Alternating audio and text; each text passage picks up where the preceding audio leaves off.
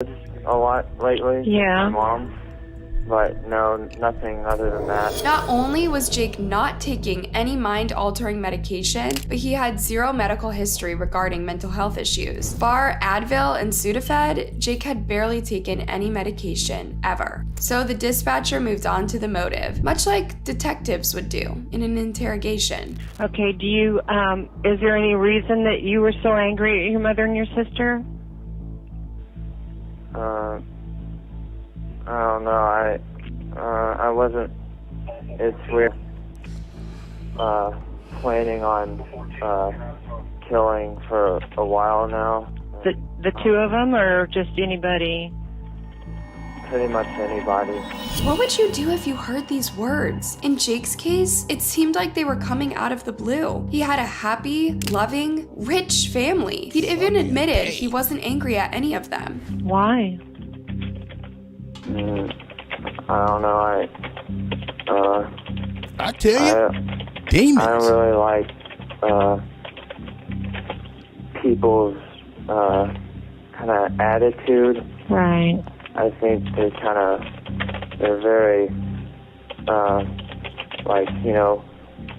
emotional, I don't know, verbally rude to each other and stuff like that. Right. And, I don't know. It's okay. It's just my family, I don't know, they're just kind of really, I guess this is really selfish to say, but to me, I felt like they were just suffocating me in a way. I don't know.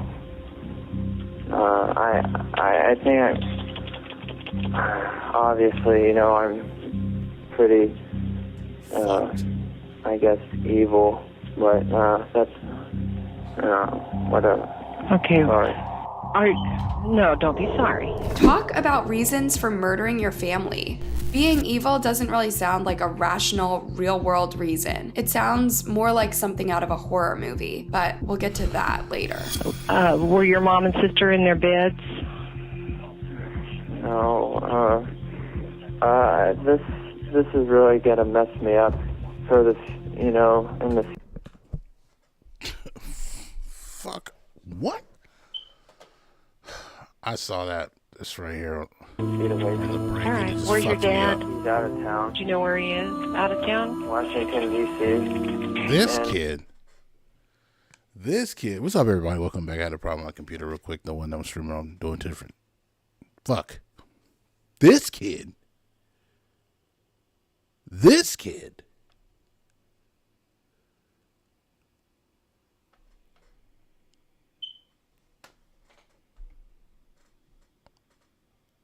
What? This kid is absolutely out of his fucking mind. Kid you not.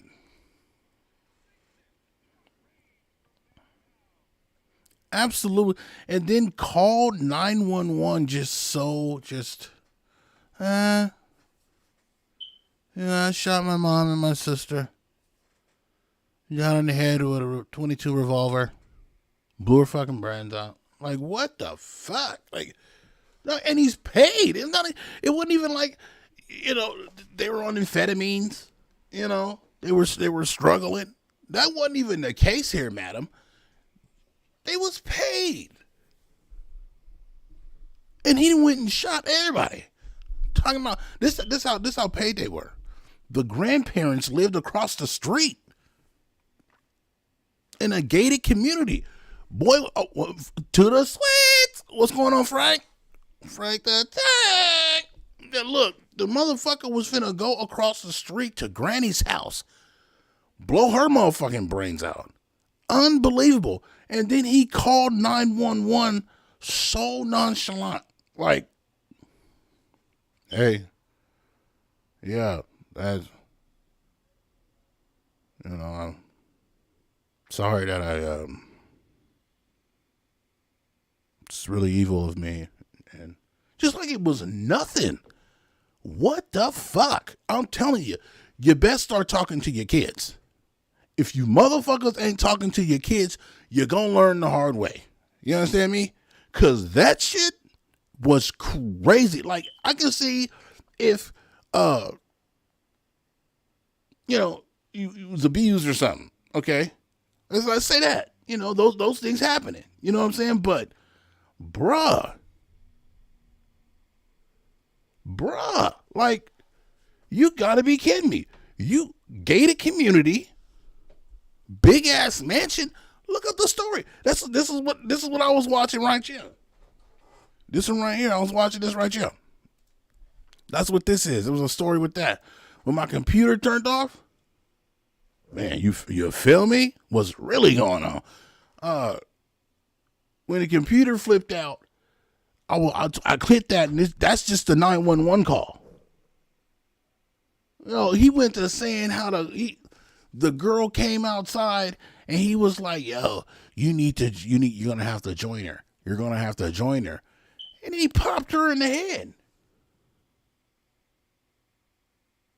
Oh yeah, they finna pass a law now where it's like I think it's something where what is it? Where the kids got to have permission to get on there. It's a certain way. But I know with Junior, he got his own Instagram thing. But when he goes and searches, R-rated stuff or stuff that, isn't approved of him, that he isn't supposed to go to yet, it'll notify my phone. So I'll know that he's watching that shit. And, for, I guess, future reference, I don't really want to see any of my family members, like if visiting or whatever. I don't know how it works or anything, but I just don't want any type of visitors. This girl was kept in a box and used as a sex slave for 7 years. 20-year-old Colleen Stan is an American woman who was kidnapped and held as a sex slave by Cameron and Janice Hooker in their California home for over 7 years between 1977 and 1984. Her case has... like if visiting or whatever. I don't know how it works or anything, but I just don't want any type of visitors. This girl was kept in a box and used as a sex slave for 7 years. 20-year-old Colleen Stan is an American woman who was kidnapped and held as a sex slave by Cameron and Janice Hooker in their California home for over 7 years between 1977 and 1984. Can't even hear that. Her case has received international fame and has been a subject of many books, films, and television series. On May 19th, 1977, Colleen Stan was hitchhiking from her home in Eugene, Oregon, to a friend's home in Northern California where she was heading to a birthday party. Cameron Hooker kidnapped 20-year-old Colleen after picking her up. Colleen said she was a very experienced hitchhiker and had allowed 2 rides to go past her before accepting the ride with Cameron Hooker. What does that mean that you're an experienced hitchhiker? Riddle me that. What does that mean? It's not the fact that if you're experienced or not that's scary. It's the fact that you're getting a ride from a fucking stranger. Who the hell make these people? Thank you. Me neither, sis. I didn't know it was a thing either. Say white people shit. Frank the Tank. What the hell? Frank the Tank. That'd be my dog. Well, he ain't white. Frank ain't white. Frank is a white man caught in a black man's body. I mean, a black man caught in a white man's body. You got to hear how he talks. I guarantee you, Peaches, if you hear how this dude, Frank, if you hear how he talks, you'll be like, what the fuck? It's like ASMR shit. You know how you do that ASMR shit? Like, he got the voice for it. It's like, hey, how you doing? But it's so much smoother and perverted. Watch this. Let me see if I can get him on the thing. Watch this. I'm gonna be honest. Oh, he's got. I told you, if I was swinging that way, I'd give him a dose. If I swung that way, I would give my man's a dose. I'm finna get him on here so you can hear him. That boy got that shit. You better watch out. If you ain't into white man, you might get into him. You know what I mean? I give him a dose. I give him a little plate. I probably let him, a little bit. I ain't gonna lie.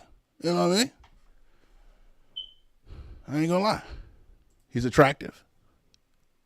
He's attractive. He's an attractive young man.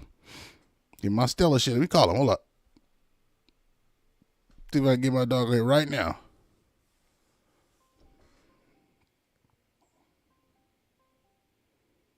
Oh, he ain't gonna answer. He ain't gonna answer. No, he's trying to get set up now so you can get the real voice. Come on, Frank. Let me get that voice. Hey, what's up? How you doing? They call me Frank the Tank, you know. They call me Frank the Tank. You know, one and only. That's how I do around here, Frank the Tank. Oh, you playing your player like that? Oh, he played me. Frank the Tank. You son of a bitch. Damn it. I tried to get him in there. You have to hear this guy's voice, Peaches. It's sexier than mine. And I got a sexy voice, okay? Even with smoking the sweet Chiba. See how my dog got to get it ready? He got to get it set up. See, that's how you know a motherfucker that got a good-ass voice. You know what I'm saying? He got to go get his shit set up. Man, fuck that Siege game, man. Man, you always put... Bro. Goddamn ranked Siege games. Hooker. Colleen said... Low-key, it is kind of fucked up that the people that took her's name is Hooker as well. Low-key. Wait a minute. And you got me... You're standing me up for a casual game of Rainbow Siege? You know we're going to speak on that. You know we're going to speak on that. It's not even a rank game or nothing. And you don't... You know what I'm saying? You give these motherfuckers your heart. I'm not going to do it. I'm not going to do it, Frank. You're not going to get that satisfaction out of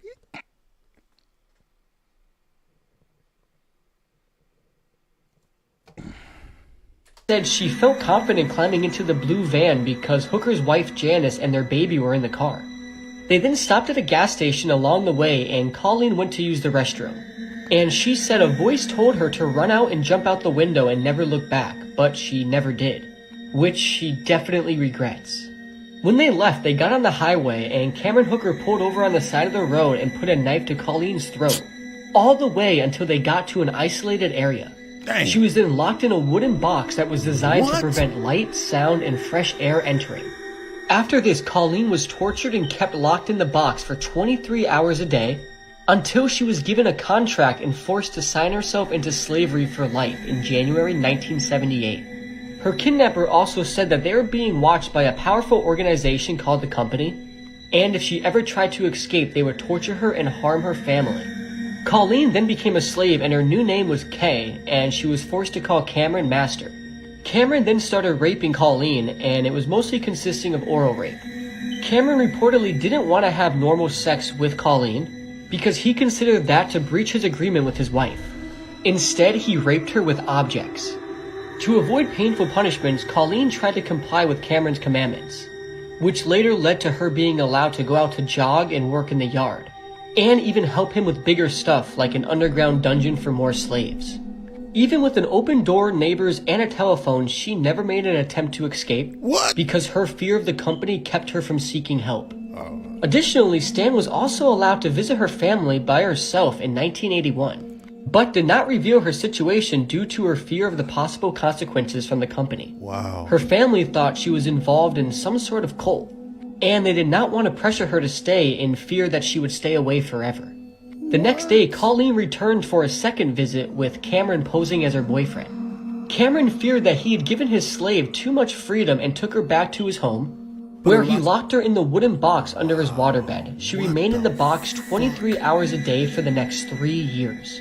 Colleen would go to the bathroom using a bedpan which she positioned under herself with her feet.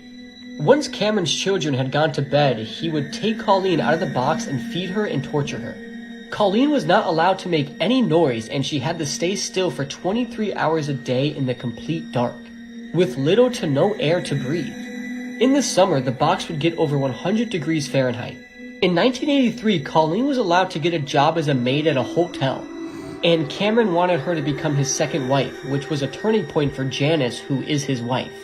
And in August 1984, Janice began struggling with herself and went to Colleen. She then told her that Cameron was not part of the company and the company wasn't even real. Janice then helped Colleen escape to a bus station where they had Colleen's parents help bring her home. Colleen Stan is still alive today and she experiences PTSD and has extreme... You already know. No way. No way.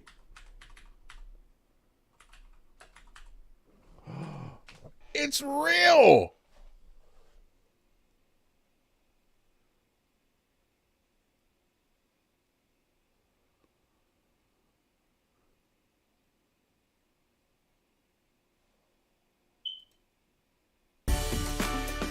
Love what you find. Fuck no. Only at Total Wine and More. For me, this house is kind of a house of horror. She's the kidnap victim once known as the girl in the box, imprisoned for 7 years in a wooden crate. I did think I was gonna die. I was terribly claustrophobic. I was having such a hard time breathing.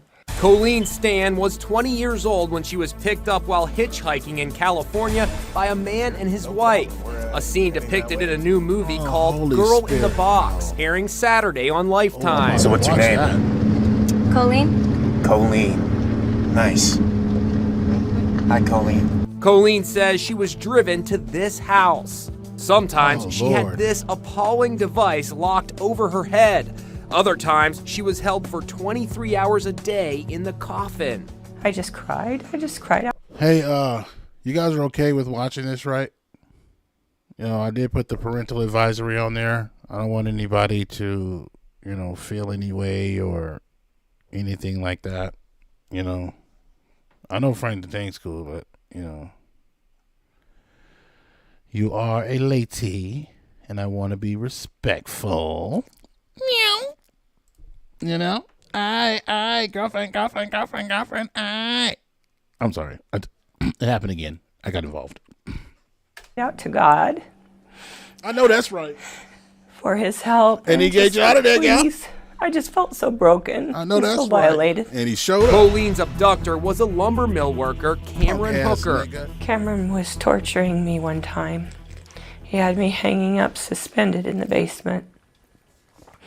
And he came up next to me and he said, "Go ahead and scream. I'll cut your vocal cords. I've done it before." After 7 years captivity, Colleen escaped from the clutches of her abductor. He was found guilty of kidnapping and rape and sentenced to 100 years. His wife was never prosecuted because she helped Colleen escape and also agreed to testify against her husband. Colleen says she has now rebuilt her life. Wait a minute, that's legal? I know if they're really married, that, I guess if she chooses it, because they can't get a wife to prosecute against a husband. That's against the law.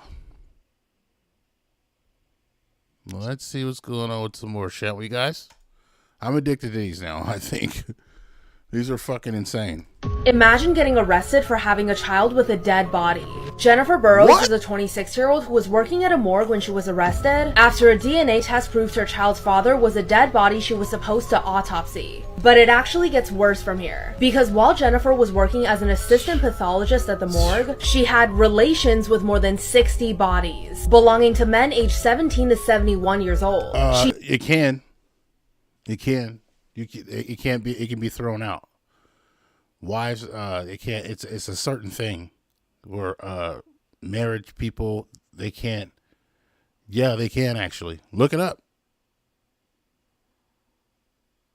Oh yeah, there you go. You got it right. You got it right, sis. Watch this. This is him right here. Hey, Fred the Tank. Flav the pussy.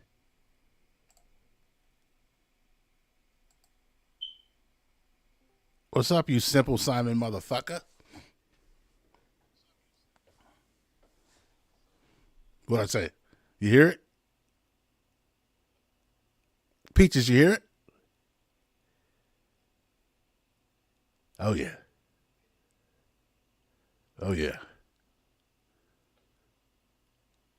Huh? I give him a dose. I asked, what's the name? I asked, I had a meeting with Zamarion today. I told him to write down, what he would to say to our guys as far as leadership. Because I want people to look at him as a leader off the bat. I know they won't because he's younger. So I don't want that disrespect for him. And I also told him to go pick out some,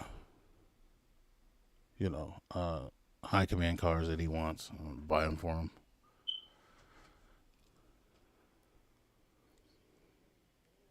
You son of a bitch. I ain't buying shit then. Oh, yes, I am. I ain't lying. I'm buying this a BMW. I'm glad to have it. That's not fair. That's not fair.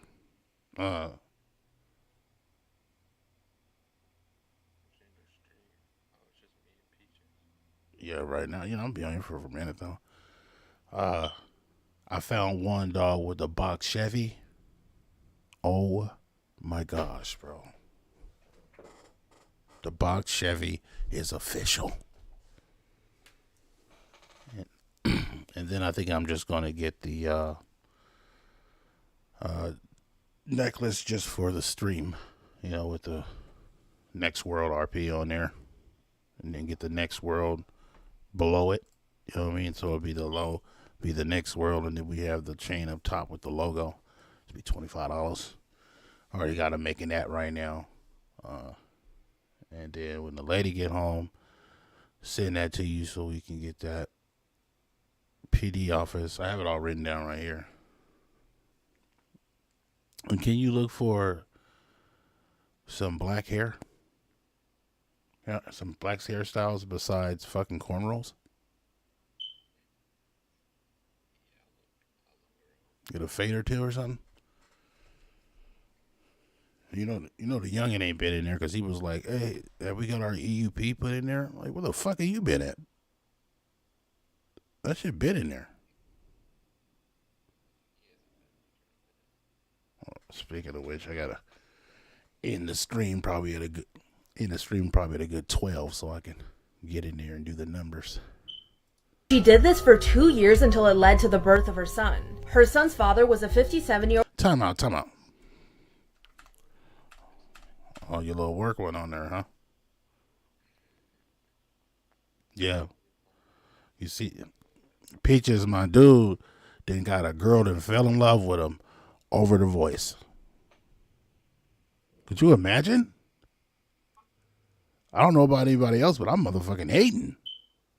I mean, I know I got a deep voice that is sensual, but this motherfucker, hey, baby, I didn't mean nothing to come over, He got that voice normally that dudes make when they forget a birthday present or a Valentine's Day gift or something. That's what light-skinned motherfuckers be. Well, if it ain't broke, why fix it, baby, Little son of a bitch. That's natural. I'm gonna let you know that right now. That's not even a force. That's natural. And so I'm gonna just pin that on here so I don't have to keep pin that, pin the Discord for the real RP. Yep. There we go. We're good. I gotta take that Big Wicks Gaming off of there. Somebody fucking, what's the name, man? Somebody fucking stole my fucking Facebook, dude. Believe that? And what are you gonna do with it? It's a gaming Facebook as well. A gaming Facebook. Like, what the fuck are you gonna do with that? But it's cool, I understand. They see the pimping, they're like, this guy's know what he's doing out here. Yeah. When you got a name like Wicks. That's what I'll be telling the boy. You understand? 6 inches or more, time out. All right then, Peaches. Peaches does ASMR streams. That's why I had her listen to your fucking voice.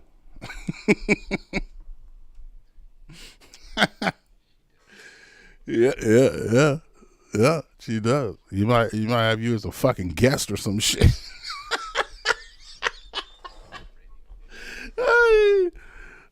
Who? What'd you say? Oh, you don't see it up there at the top? Oh, I don't know. You just got in here and you talked. And then she said, laugh out loud. Okay. You know, she, like when she goes, like, but you got to know how it's said in black way. Like, okay. It says it's invalid. Ain't no way in piss.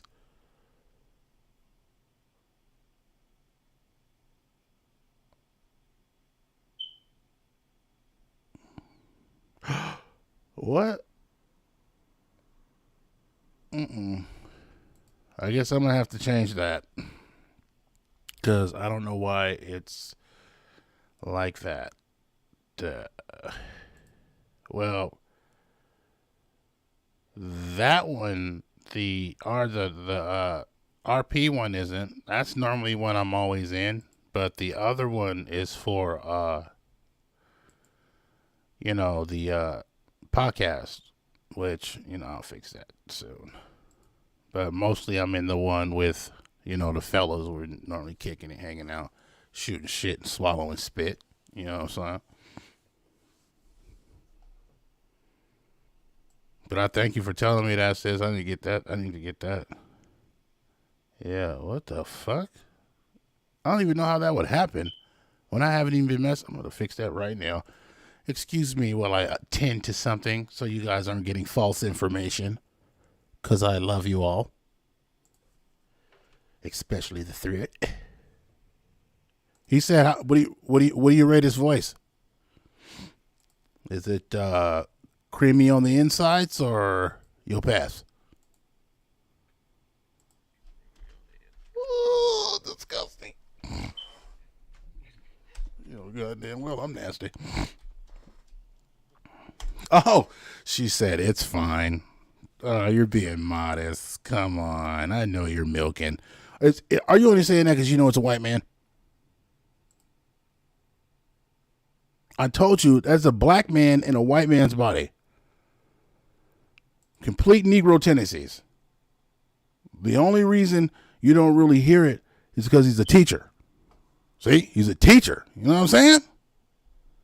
That alone is sexy. Don't lie. You know it. Oh, talk that shit.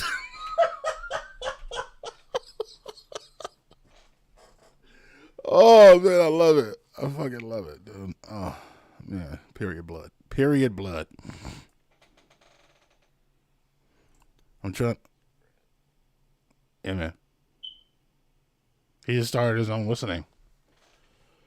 I don't know if you have a PC, but if you do, you're more than welcome to come live in the land of the next world and RP with us. You can RP as virginal lips. I'm sorry, that's inappropriate. I find myself hilarious. If you don't like it, I'm sorry.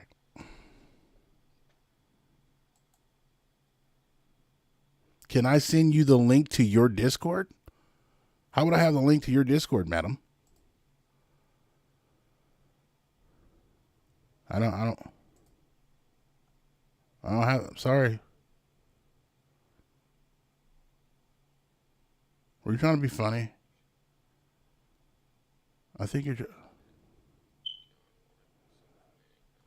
yeah. He said he's Tahoe or what's the name? Because I don't know. You gotta ask about that. I think you said a Tahoe or Explorer. You goddamn right. Excuse me, Lord.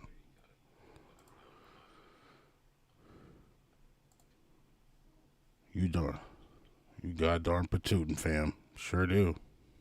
Okay, make sure I get this right.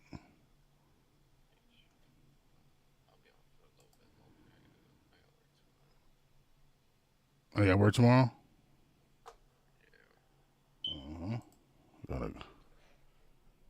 I figured that. Wasn't even nobody on this motherfucker. So, yeah, motherfucker. I had a 10-hour studio session last night. Fucking exhausted.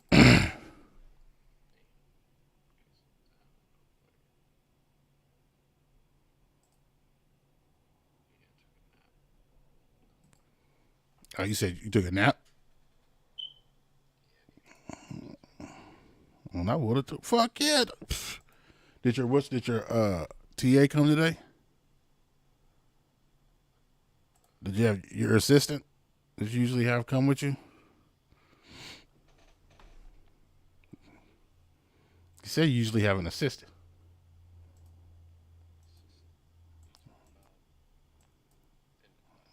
Yeah, like somebody that usually help you with the kids. God damn. Did she show up today? Oh yeah, well shit. At least you got that break. Fuck. I remember when they wasn't showing up. Nah, you wasn't having it. Every time you come in here, you be fucking tired. Sounding all. I think I put the right one on there now.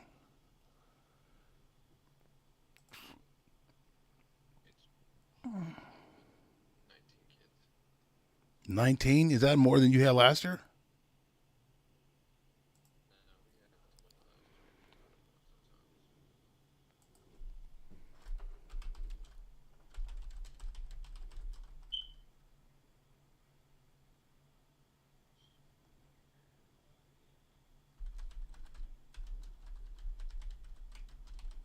What?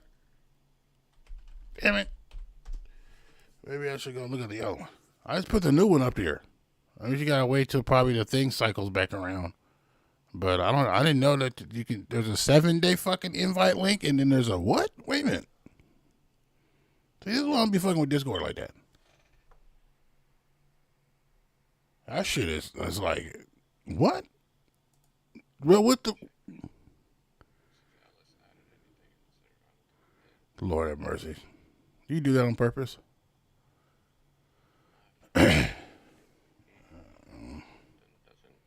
Ask him what he need. Ask him what he need to get this shit done. Is it money?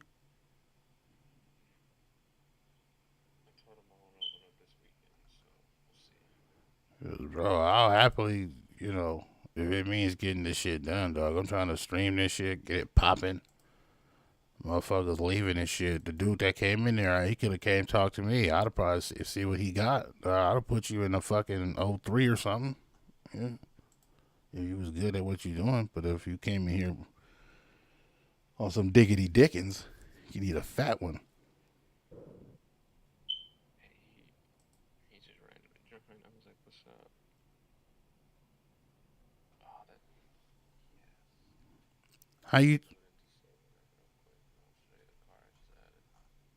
How you change it to a what's the name one? I'll get into it after that. I just put that one on there. So that should help. That should get you to the one for the podcast, and then I'll change the other one after tonight. Yes. Oh, that's it right there.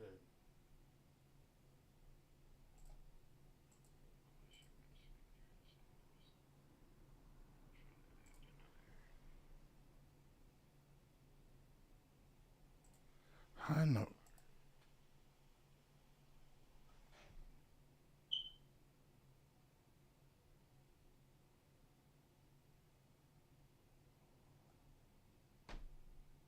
Yo, what the flying fruit?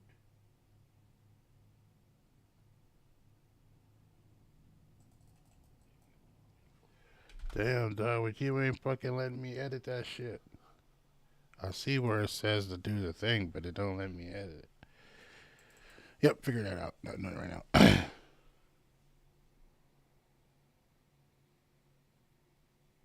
Oh.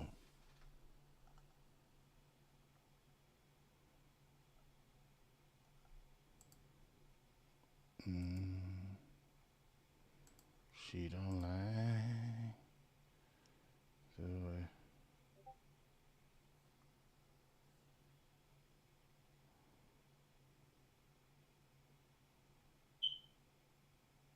What was that?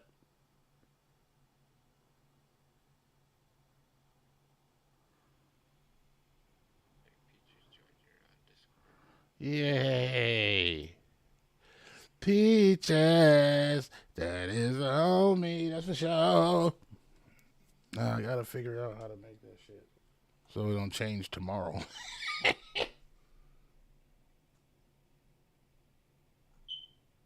Yo, that's whack. I didn't know it did that.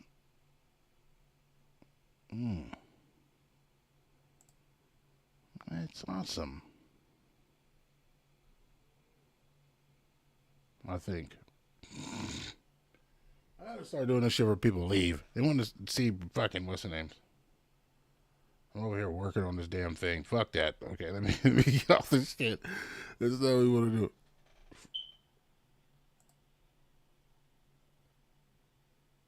Let's get here.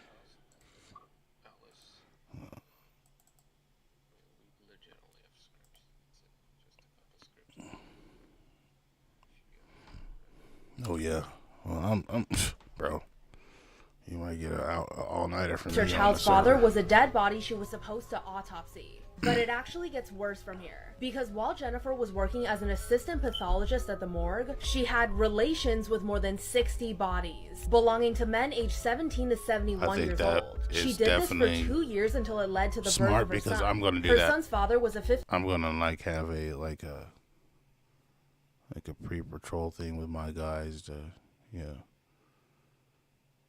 But Ashley, no, we can just all do it together, man. You know, get that shit out the way.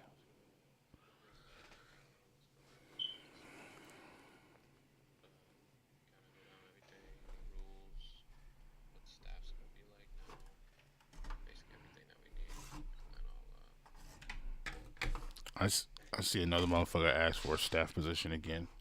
In the general, I'm gonna get fucking mad, dude. I'm gonna snap. I've been trying not to say nothing. Just like, man, we don't even have that many people that have like 30 fucking staff people, dog. Like, literally, there can be 2 staff people right now, and that's it. And I plan on giving up the chief thing probably to Zamarian after a while.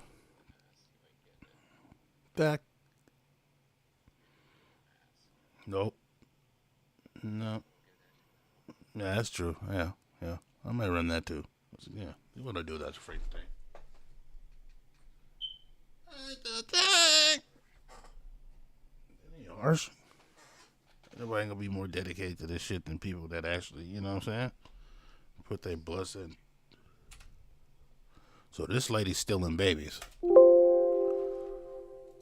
57-year-old veterinarian from Fuck yeah. Shit. The what?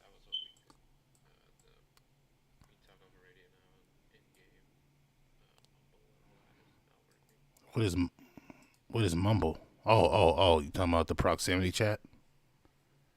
Oh, okay. So it didn't work before?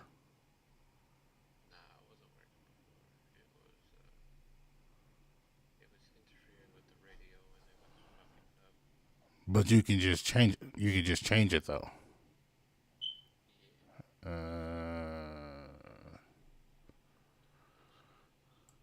Appreciate you, Chip Peaches. I'm finna get back to it. I hear you. Texas, who passed away in a car accident in 2017. Jennifer was charged with 158 counts of indecent treatment of a corpse. Many psychologists and experts have debated. Am I getting this right? What'd you say, dog? Friend thing?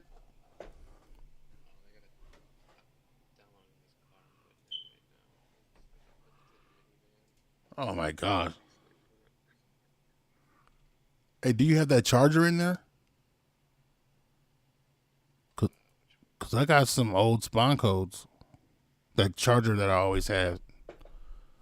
The lifted one.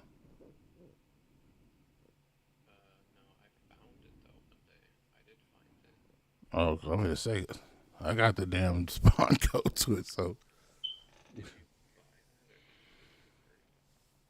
I bought that. Absolutely not.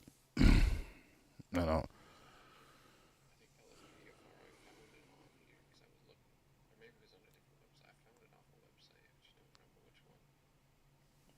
I mean, I ain't tripping. I might just move morgue on. when she was I'm trying to see what this arrested after a DNA test proved her child's father was a dead body she was supposed to autopsy. But it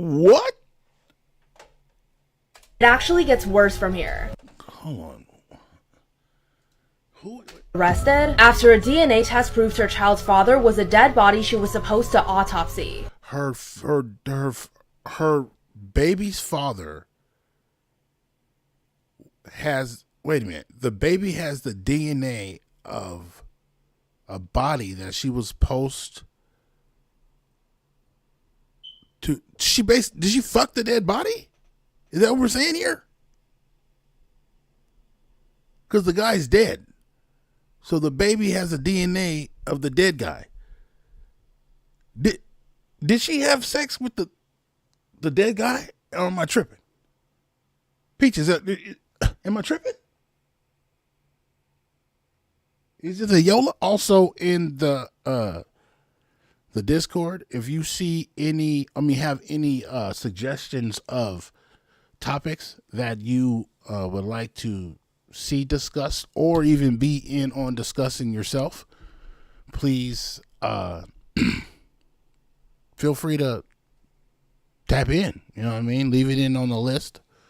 Let me know. I think the first one I'm going to start off with is men's mental health, which is never spoken about. So I'm going to, you know what I mean? Because, I have mental health myself. I get attacked with some things. So, to show my vulnerability, I'm more than happy to be the guinea pig. You know what I'm saying? So, and I think the next one, maybe, but it's a real good subject. But I need to educate myself more on the topic first before I speak on it. It's what was it? Public disability, like the disabled people in public, their comforts and non-comforts in the community, in their community. You know what I mean? I have a guess for that. I'm thinking it's probably going to be Oliver. So, we got two great episodes coming up. You're going to have a male opinion, have a female opinion on it, so it's going to be great. Hope everybody tunes in, and you can watch it live, but it'll also be pre-recorded as well. And when you watch the other one that's going to be on YouTube, that's going to be edited. That's going to have edited shit in it, you know what I mean? Maybe have the live, I'll have it for replay for Patreon, because I don't post my my streams, because we do a lot of different things in it that somebody, this world today, people, I said something one time where it was like we were doing a snack crate and these crackers were disgusting, and I just said, hey, I don't really like crackers. You guys got any chips? And this white dude got so mad. Like, I don't really like crackers. I was looking for some chips. I wasn't talking about him, but he took it that way. My man got really upset, So I like to keep the real, true stuff. People want to watch that stuff, We'll just keep it for the Patreon. People want to watch the uncut raw, You may get a nip slip, a side of my booty crack, something. Everything we all live for. Ain't that right, friend? Thing. You know what I'm saying? Right in your face. Oh.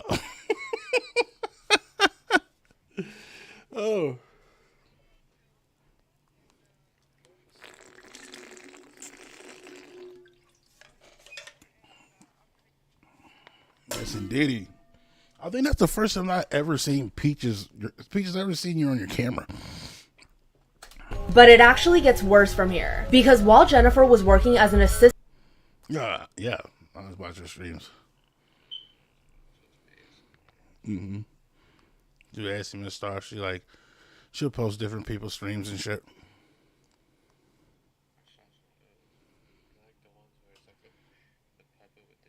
Absolutely not. No.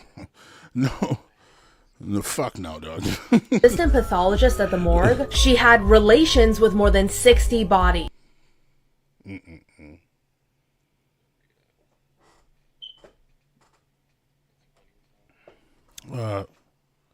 Anybody happen to hear that?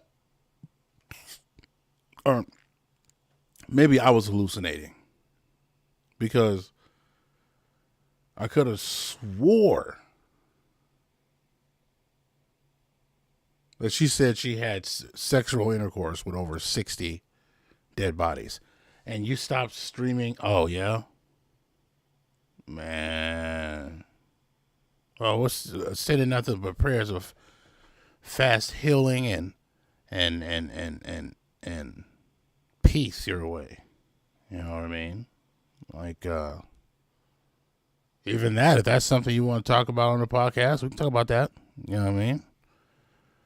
Like, I've had a interesting year.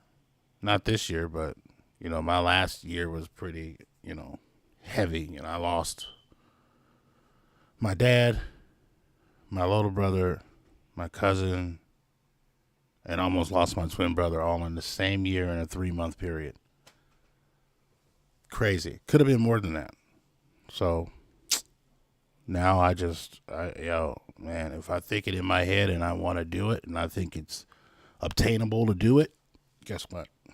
It's not actually on a pass or fail thing. It's more of a, I'm going to do it. You know, after that, it's like bucket list time for me. I'm Grand Canyon, big booty fingers, all that. Belonging to men aged 17 to 71 years old. She did this for 2 years until it led to the birth of her son. Her son's father...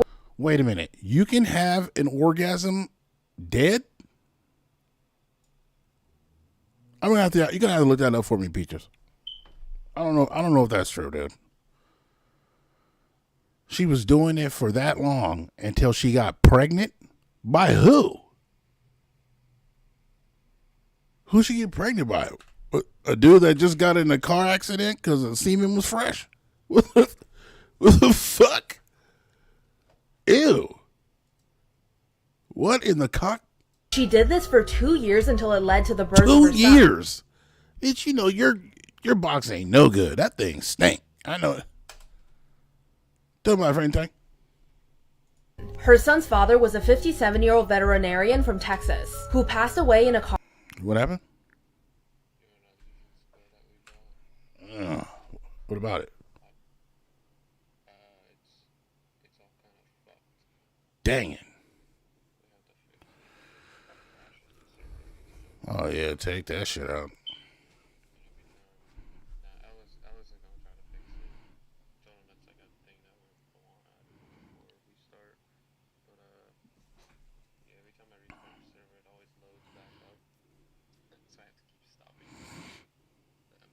Yeah, I wouldn't worry about that right now, cause fuck.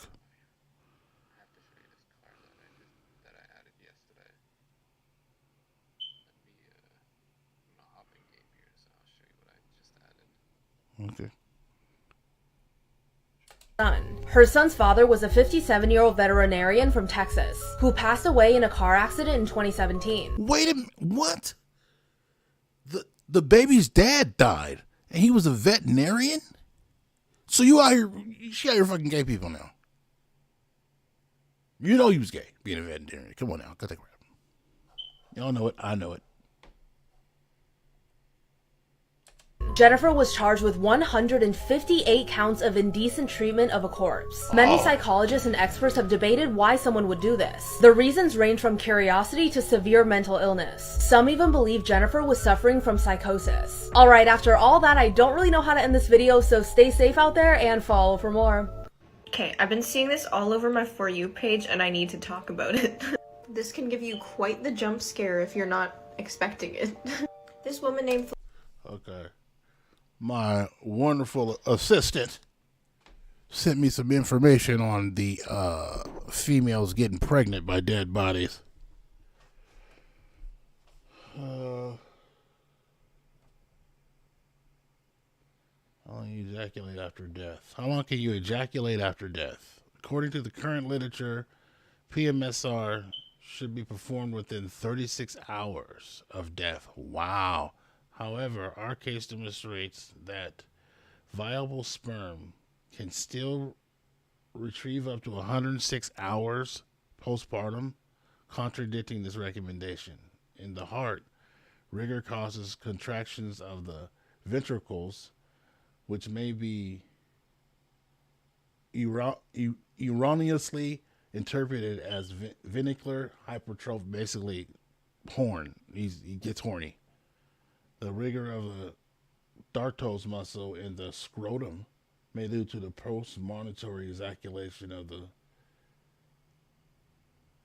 the semen and may get wrongly interpreted as sexual activity. So she's not exactly having sex with the dead body. She's like milking them, basically. But I don't know if would they interpret that as sex. What do you think, Frank? Would that be interpreted as Frank? As Frank? As sex?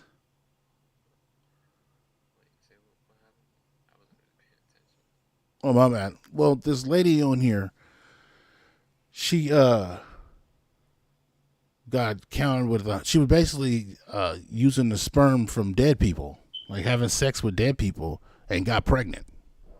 And yeah, this literally says the sperm is usable up to 106 hours after death. Postpartum, actually. Yeah, death. Post-mortem, partum. That's fucking gross. So, but it's saying stuff about how, you know how it is when a man gets excited and you feel that little, excitement in your gut and you're ready to just bust one on her. You know what I'm talking about? Like, that's what she plays off of. Like, she's like massaging that, I would guess, because that's what they're talking about. Is like the hypertrophy of the dartos muscle and then she said scrotum. So that means she's definitely up in there, like fingering his ass or some shit. Oh yeah, this bitch need to be in jail, bro. No, that ain't even good in postmortem. Like, you ain't be playing with no man's ass.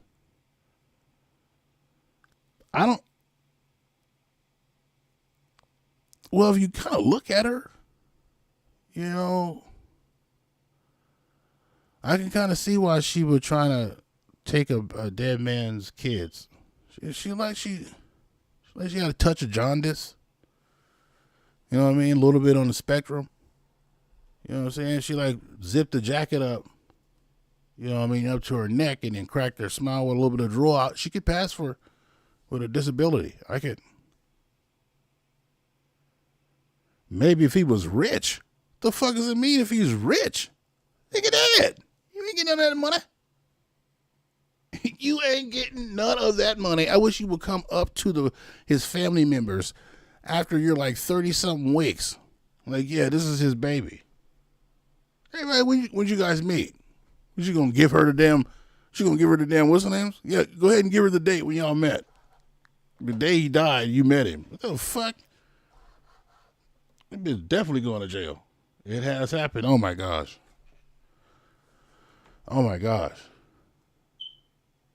Yeah, I wouldn't deny it. I think, you know what, you may be onto something there, because these Caucasoids be getting away with a lot of shit now. Y'all know it. If you own here and you from the mountain of Caucasoid, you know what I'm talking about. Y'all get away with some shit now. Don't even act like you don't be down with the posse, and then as soon as the police come up, you're like, what's going on? This is absolutely ridiculous. I'm astonished. You know what I mean? Frank can't do it because, you know, when he wear gray sweatpants, they look down his leg and see the meat. Felicity gained tons of media attention in 2018 when she... I ain't gonna lie, this girl right here got a mouth on her. Look at the lips on this little... Like you can suck the skin off of a potato. It was a Curious George book that I was reading. I don't talk like that. And yeah, look at her. Look at it. Black around the eyes and shit. That's definitely from the amphetamines. Okay, let's talk about the nostril. Look at the nose. Somebody didn't beat I'm sorry. Stay safe out there and follow for more. Stay safe out there. Look at her lips. I love lips. I love lips on a woman. But how you going to tell her to stay safe? But this is the more... You're talking about where you go where dead people are at. That shouldn't be something we have to worry about, should it? It's just weird. Is that I don't know. I was thinking it was like maybe the character from the Scream thing there. I'm concerned. Raises concerns for me. Okay, I've been seeing this all over my For You page and I need to talk about it. This can give you quite the jump scare if you're not expecting it. This woman named Felicity gained tons of media attention in 2018 when she confessed to marrying a zombie doll named Kelly. What? Now, I don't know about anybody else, Look at but that in mouth. my opinion, Kelly is looking... Look at that angle. Look at the angle of that mouth right now. What story? This one?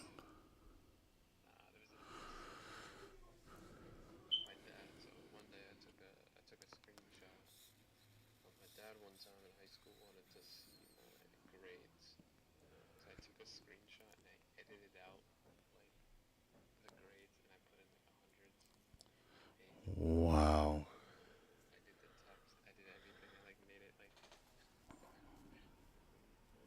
You just took me back to my childhood, bro. That's definitely my childhood. Factual. suspiciously real. Felicity's family...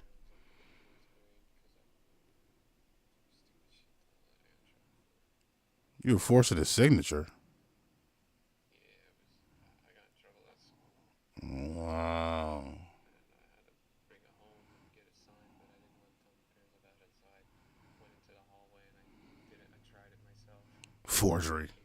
Forgery. Wow. Fascination with dolls came at a young age when her grandmother gifted her a porcelain doll. She became obsessed with collecting dolls over the years, and she grew a wide collection. Her collection ranged from antique dolls all the way to creepy dolls. But everything changed when she found a zombie doll online. Kelly the zombie doll was created by an artist in Thailand. Felicity became intrigued with the doll's unique features and then became obsessed with it. She began treating the doll like a human by giving her a name, dressing her up, and even taking her out. Felicity claims that Kelly has a personality and that they have a deep emotional connection. As time went on, Felicity's feelings grew stronger, and she realized that Kelly was her soulmate. She decided to take the relationship to the next level and propose to the doll. She exchanged vows with the doll and promised to love and cherish her forever. Felicity insisted that this was a genuine expression of her love and devotion. She said that the doll has helped her through hard times and even given her a sense of purpose. Despite the controversy, Felicity remains committed to Kelly. I actually found that they recently started a family of zombie doll children. What a happy family, I guess. In reality, no disrespect to Felicity though, like you do you, girl. This bitch is weird. Love zombie dolls, then you do that. Did you know that Yellow Jackets is inspired by two true stories? The first one is the Donner Party. In April 1876, a group of about 87 people set out on a journey from Illinois to California. Instead of the Oregon Trail, they decided to use a shorter, untested route. By the time they were crossing the Sierra Nevada mountain range, they were low on food and supplies. And between the rough terrain and the accumulating snow, they were stranded by October. A diary kept by Patrick Breen detailed the weeks to come. As members of their party succumbed to the cold, illness, or starvation, they ended up resorting to cannibalism. When a search party arrived to help them in the spring of 1877, they found that over half the Donner Party had died, and as many as 21 had been eaten. After their rescue, the Donner Party survivors became famous, then infamous. And while some denied the cannibalism stories, at least 8 survivors admitted to eating human flesh. Let me know if you guys want to hear the other story that inspired the show. This mall Santa Claus was also Toronto's scariest serial killer. 67-year-old Bruce MacArthur murdered 8 men in downtown Toronto from 2010 to 2018. He was previously married with a woman and had 2 children with her, but little did they know about his double life. Many people who knew Bruce described him as sweet and outgoing, and they never imagined he would do something like this. In 2010, gay men in Toronto began going missing, and unfortunately, after some time, why people think it's okay for them to just start killing gay men? Bruce first met these men on dating apps, and when he met them in person, he took their lives. He targeted marginalized men, which in this case were gay men of color. He strangled them and then dismembered their bodies and then put their body parts in planters. Bruce even took photos of his victims when they were alive and then deceased. This is one of his victims who got away after almost being murdered by Bruce. In 2018, police began discovering dismembered body parts of some of the 8 missing men on the property of one of Bruce's clients who hired him as a landscaper. And finally, in 2019, Bruce pleaded guilty to first-degree murder and was sentenced to life in prison. Fuck no. It's fucking crazy ass. This is why you have to be careful in national parks. So in 2016, a man completely dissolved in a hot spring in Yellowstone. A lot of people don't realize these hot springs are near boiling temperatures, and a lot of them are severely acidic. And falling in happens more than we realize. It terrifies me so much that I made an entire podcast episode about it that's going up tonight. So it's believed that a 23-year-old man and his sister went into Yellowstone to go hot potting, which is when people secretly hang out in the cooler. Oh, there it goes. It's like I love really that car. not allowed in the park. I love that car. His sister was filming him as he I went absolutely over love to that one car. of the hot springs to reach down and touch it to test the temperature. Fuck yeah. And that's when he tumbled forward and fell in. Oh my A God. rescue team was able to get there and they saw his body floating in Yeah, I the love that pool car. because a fall like that kills you immediately. But a thunderstorm was coming in, so they were going to It have to just wait a sucks while 'cause to get him out. And by the time you know, they got there was you can't nothing put people in it, but that's dope. I love this that car. does happen more than we realize. Check out tonight's episode if you're interested in hearing more. So I thought no one ever dies at Disney. Like, something horrible happens, they get the person off the park so they can always say that no one's ever died there. But then I found out not only is that not true, but a law firm has compiled all of the incidents. I'm going to share a few of them with you, but if you're interested in stories like this, make sure you follow the podcast because tonight's episode's just going to be these stories. So 2 of the park's worst accidents have both happened on the Matterhorn ride. One of them being a woman named Dolly, who in 1984 fell off of one of the back of the sleds onto the rails. At the time, these gondolas used to go into the rides, and so there was actually a family that watched her fall off onto the track. And so the family also saw as there was another car racing towards Dolly. The dad actually screamed at his daughters to cover their eyes, which was for the best because Dolly got hit hard. She got hit so hard that when EMTs arrived on the scene and were going up into the ride, there were park attendants coming down telling them not to look. And so finally, when someone was looking at the car she was in, they noticed that her seatbelt was unbuckled. But it's never been confirmed if she unbuckled her seatbelt herself or if an attendant didn't check her seatbelt well enough and it was never buckled in the first place. Things that bother you, they never bother me.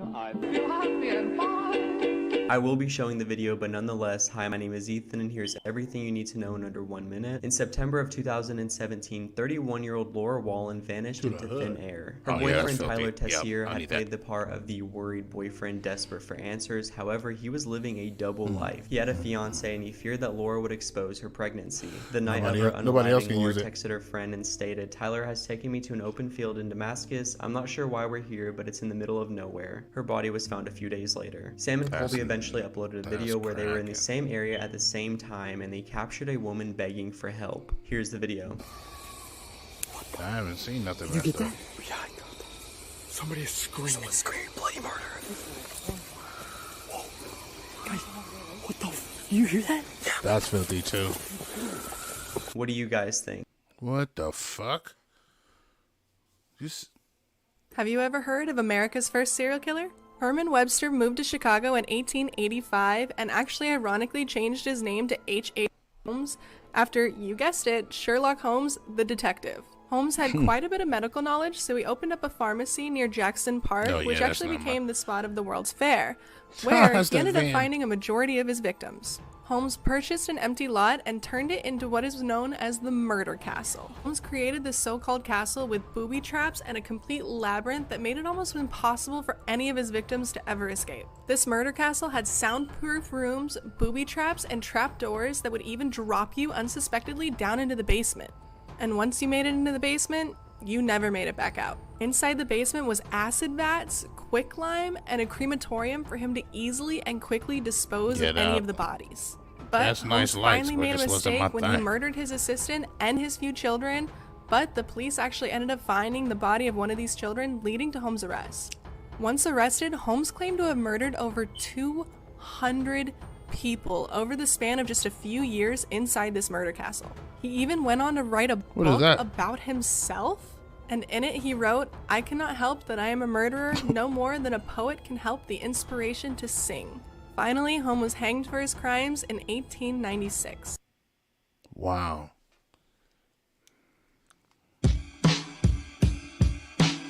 The year to disgusting individuals. Hi, my name is Ethan, and here's everything you need to know in under 1 minute. After talking about the Jacqueline Ma case, I wanted to dig a little deeper and see what I could find, and that is when I stumbled upon 36-year-old Randy Cheviera, who also won several Did you see that awards. Rolls Royce I sent Sometime you? during the fall semester of 2019, she had relations with one of her students. He had later told police that she had performed several non-professional actions on him in the classroom. Police also found out that Randy was texting the student, sending him very explicit messages, which also backed up the student's claim. The school was notified on November 18th, 2019, and the next day she resigned and turned herself in. But here's the kicker, she was released 1 day later.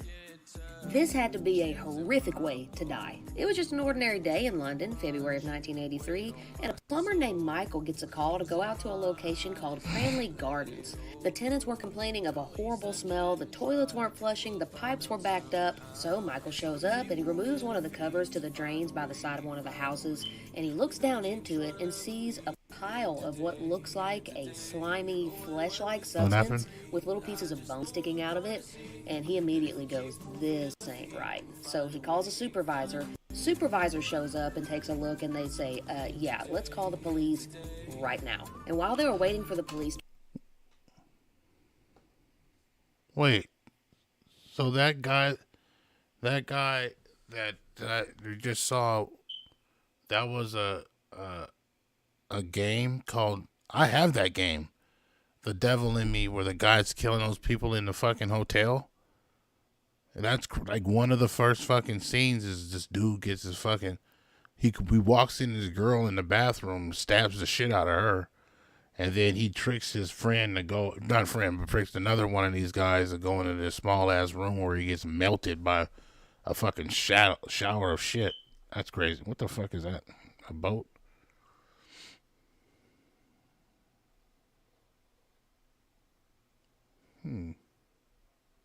No shit. Yeah, they even said that in the game. He even said that in his game. That thing that they just said where he said like me killing somebody is like a painter, some shit like that. Yeah, that motherfucking car is hard right there. Yeah, they said that in the game. That he said it like that. That's crazy. I didn't know it was real. And they even used the same name, didn't they? Henry Howard Holmes. Yeah, they said, what did he say? He said like, yeah, when they kill me, pour concrete inside of my inside of my casket or something, because the devil always comes back or some shit like that. What the fuck?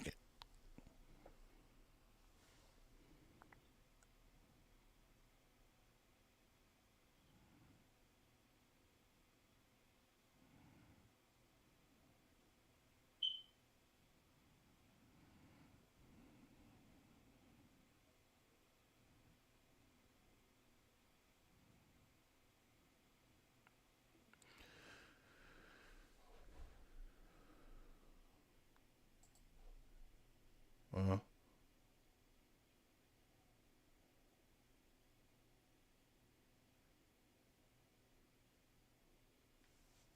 Oh, that's dope.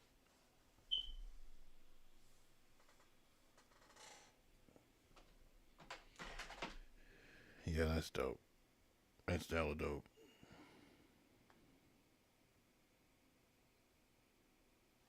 Wait a minute. So you're saying most of that game series? What do you mean? The one where it said where you went into the little country and you came where you went to the Arab people and you went in the ground and it was demons and all of that. That was real too. No shit. Well, the camper ones I feel was because they had like some real actors in there. You know, wait a minute, are we talking about the same one? Are we talking about that whole series? Because I have them all on Xbox, like Man of Median and The Devil Inside of Me, huh?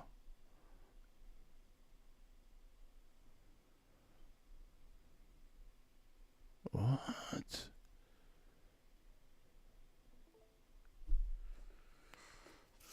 You gotta be kidding me.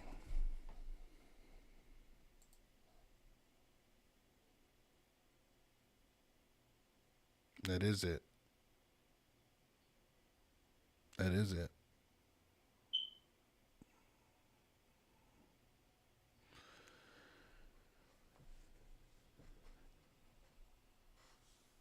No. Yeah, that's definitely it. How the damn lights go inside and shit on the background. No way.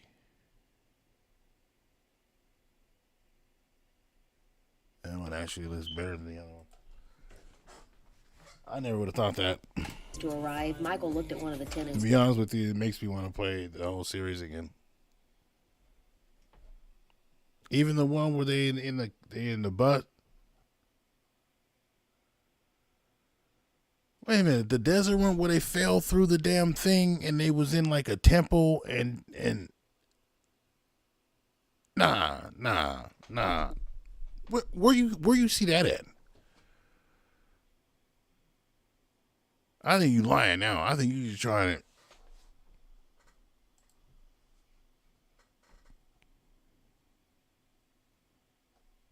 That background still is the dopest. The one with the dude in the. Yeah, that was dope.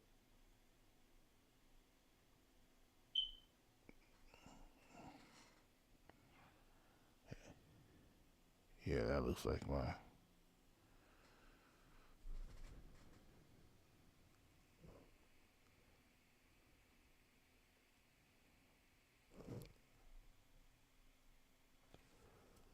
So what events was the desert one based off of? I ain't never heard no shit like that. Are you talking about like? You're not talking about what's the name? Like, what is that show?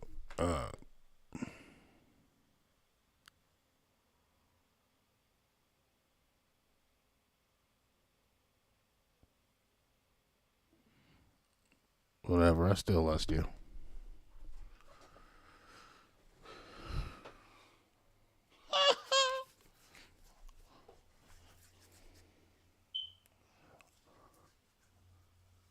I hear you, bro. I'll see you tomorrow. You too, fam. They were on an Egyptian. No way. I'm fucking playing that shit again. You got me fucked up right now. See, I'm into that sci-fi shit, man. Day she resigned and turned herself in. But here's the kicker, she was released one day later. This had to be a horrific way to die. It was just an ordinary day in London.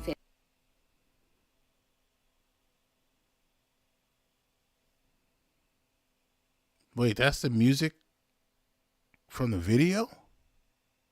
Oh, that's horrible.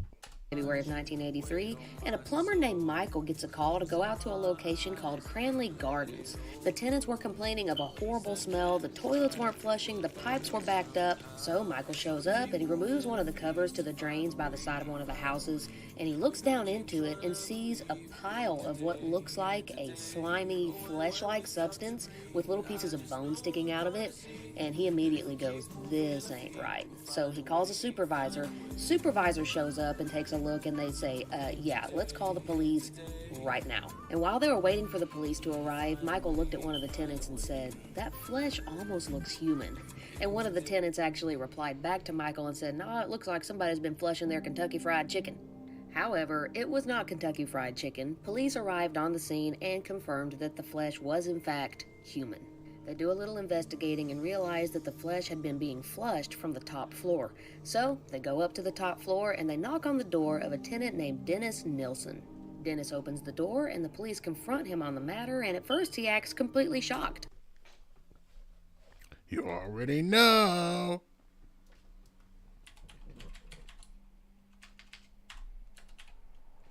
Wow. You can't write this shit, man. Time out. I have a whisper from my studious compadre.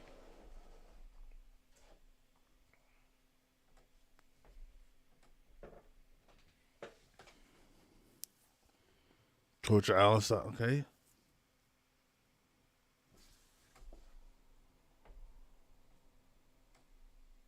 Wow, you guys, this is a freaking trip. Oh, what would I do without you? Codification of the ancient artifacts that he helped hide. Yeah.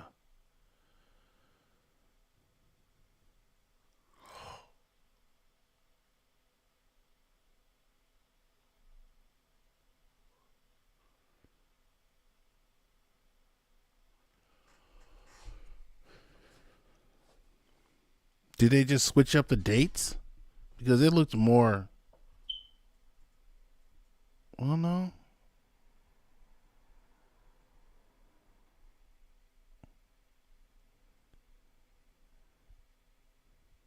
Wow.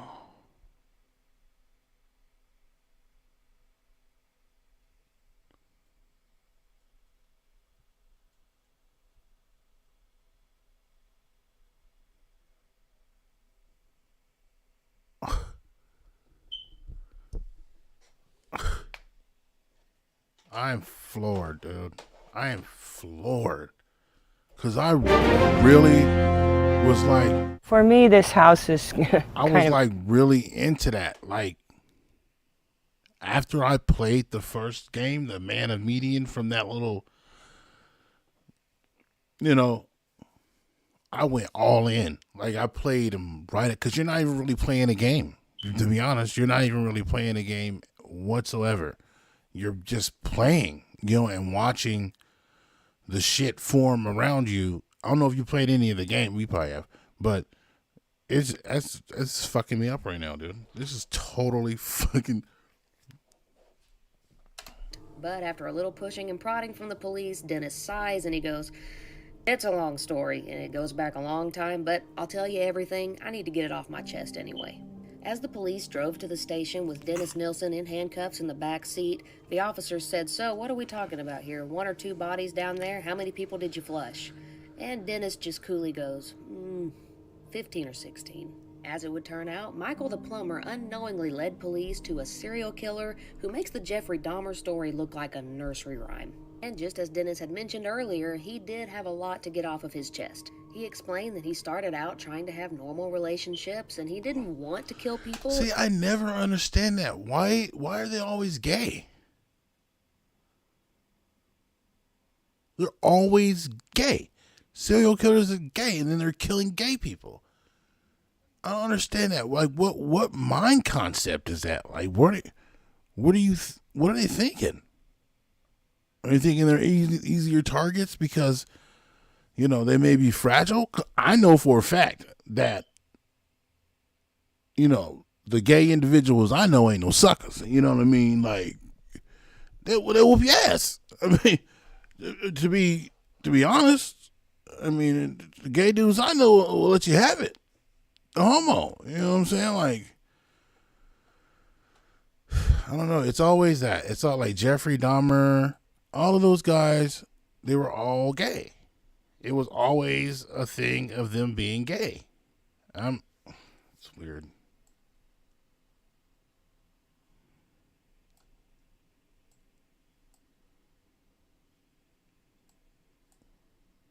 Oh, they're fucking jig. Oh, man.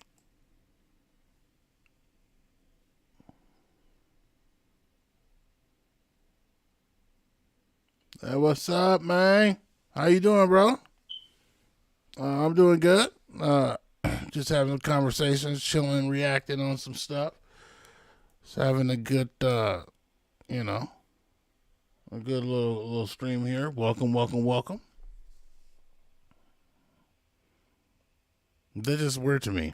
It just kind of panned out that way. No, thank you. I try to. But they would ultimately always end up. Wait a minute. Time out. Are you a male or a female?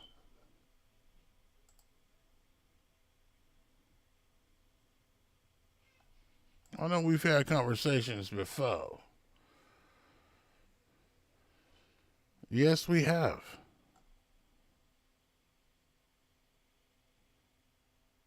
Yes, we have. I have to ask.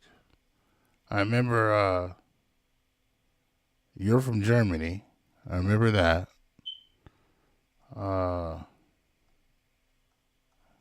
just want to make sure that you're a lady telling me I look good, I do remember. Okay, yeah. How are you doing? We did play Tom Clancy's. I do remember that. You used to do your younger guy. Well, a little uncomfortable. You're telling me that I'm looking good today. Like, what's up? Hi. Maybe hi, you're looking good today, or, hit me with an intro or something. You went right to trying to, take my manhood.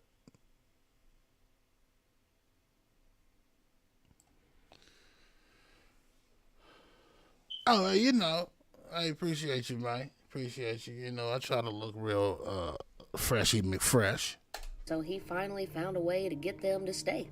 In the 1970s, Dennis had started frequenting gay bars and pubs and luring men back to his apartment with the promise of drinks, and once he got them in there and got them inebriated, he would then proceed to strangle them or drown them. And then once his house guest was dead, he would perform a ritual of cleaning, bathing, shaving, and dressing the bodies, and then posing them in different places around the house, taking photographs, having conversations with the corpses, doing some naughtier things with the corpse. Reacting to some things online, you know what I'm saying? It's a lot of different things, a lot of horrifying. You see that scary true crimes on TikTok. Some of this shit is quite, what? You know what I mean? But some of it, I've actually got to learn some stuff off of it. Not educational wise. Let's be sure to fill that in. Like, it's not educational, but the fact that some things that I didn't know, so that's awesome. But some of this shit, what? These people are way off the rocker. Corpses, and then ultimately he would stuff the bodies under the floorboards. What? And he would leave the bodies under the floorboards as long as he possibly could, but ultimately, of course, decomposition would take over, the smell would get to be too much, so he would dismember the bodies, drag it outside, put it in a bonfire, and then mask the smell of burning flesh by putting a car tire on the bonfire. But then Dennis's landlord started remodeling the apartment and actually evicted Dennis, and so Dennis was forced to move into an attic flat where there was no longer access to a piece of land where he could do bonfires. And so he had to start getting creative and find other ways to get rid of the bodies of the people he was killing, and so he began dismembering the bodies into smaller pieces and flushing them down the toilet, which is where our man Michael the plumber ultimately unearthed everything that he had been doing. In a short span of 5 years, Dennis has been confirmed to have killed 12, although he claims to have killed more, and he was guilty of at least 7 more attempted murders. He died in prison in 2018. A man named Peter Porco hops out of bed, uses the bathroom, shaves, puts on his suit, and walks downstairs to eat breakfast. He then prepares his lunch for work that day, loads the dishwasher, writes a check for his son, and then walks outside to go get the morning newspaper. But when the door shuts behind him, he gets locked out. Luckily though, Peter has a spare key hidden in a flower pot on his front porch. He grabs it, unlocks the door, and opens it slowly just to make sure he doesn't wake up his wife, but out of nowhere, he collapses. Dead.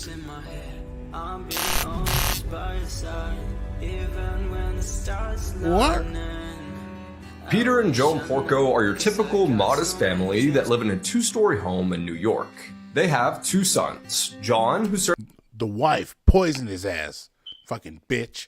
As a naval officer, and Christopher, who's a student at the University of Rochester, 200 miles away. The couple are both definitely virgins. In their 50s and have been married for more than 30 years. Peter serves as a court clerk at the Albany courthouse and is known by his coworkers as a reliable, trustworthy guy. So when he doesn't show up for work on an important court date, everyone becomes a bit concerned. A colleague of his reaches out several times, but Peter never picks up the phone. The coworker then proceeds to drive to his home to make sure that everything is okay, but when he arrives, the bitch drugged there's him a up. crimson trail leading from the walkway up to the doorstep. Say what? And finally, to Peter. First responders arrive at the scene, and that's when they discover Joan Porco lying in the bed. They're shocked to see that she's alive and conscious because it's obvious she has severe head trauma and there are wounds all over her face. Afraid she won't live much longer, a detective looks at Joan and says, "Who did this to you? What? Do you know them?" She pauses and it's clear she's not able to make out words. She simply nods, yes. The detective then says, "Was it your son, Chris?" And again, she nods, yes. What? Joan is then rushed to the hospital, and after 12 hours of emergency surgery, doctors are able to save her life. However, it's clear that she's not 100%. Joan had received trauma with a blunt object 3 times to her head, causing the loss of her left eye and a fragment of her skull. It's revealed that the murder weapon is a 3-foot axe later found in the couple's bedroom. Peter's autopsy report shows that he was hit 16 times with trauma to the head, face, and body. However, the injuries, which tore off a part of Peter's jaw and exposed a part of his brain, were not the cause of his death. It was the blood loss. See, even after such catastrophic injuries, Peter was still able to get up and go about his day as though nothing happened, surviving for several hours. It's also worth noting that in the past 2 years, the Porcos had undergone 2 separate robberies where computers and electronics were stolen from the home. As detectives continue to sift through the evidence surrounding the Porco case, a news reporter makes a call to their son Chris and tells him his parents are dead. He proceeds to call 911 and see if this is actually true, and tells police that he was sleeping in the lounge of his college when his mom and dad were attacked. Now keep in mind, Joan identified Chris as her attackers, so detectives start looking for reasons why he'd be motivated to kill his parents. They begin digging into his past to find that his relationship with Joan and Peter was far from perfect. And just 2 weeks before his murder, Peter Porco had confronted his son Chris about forging his name on a $46,000 check to buy a yellow Jeep Wrangler. Oh my! Investigators then come across a crucial piece of information. Joan and Peter Porco have a $1 million life insurance policy, half of which is entitled to their son Chris. 3 weeks following the grisly ambush of the Porcos, Joan, who is in a medically induced coma, wakes up. And as she starts coming to, she says that she doesn't remember anything about the night of the attack, and even goes on to defend Chris, saying that her son would never do such a thing. But his mother's defense isn't enough. The evidence keeps stacking up against Chris, with surveillance cameras from his college showing a yellow Jeep leaving campus at 10:30 on the night of the attack.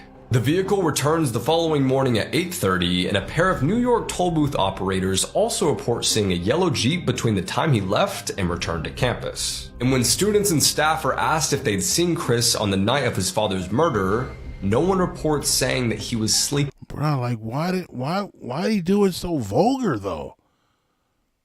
Like, bro, you had a lot of animosity towards your fucking parents. Like, you went, bro. Somebody need to talk to that brother ASAP. ASAP. That's borderline crazy, man. That is fucking nuts.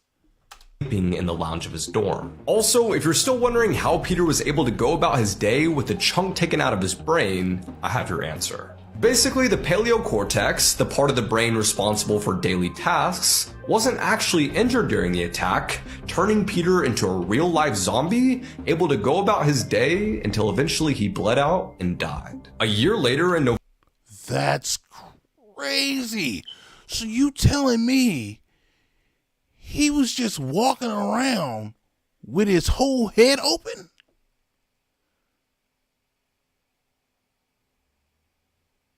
Getting the paper, eating cornflakes and shit? And then finally bled out and reached down and got the spare key when he was locked out.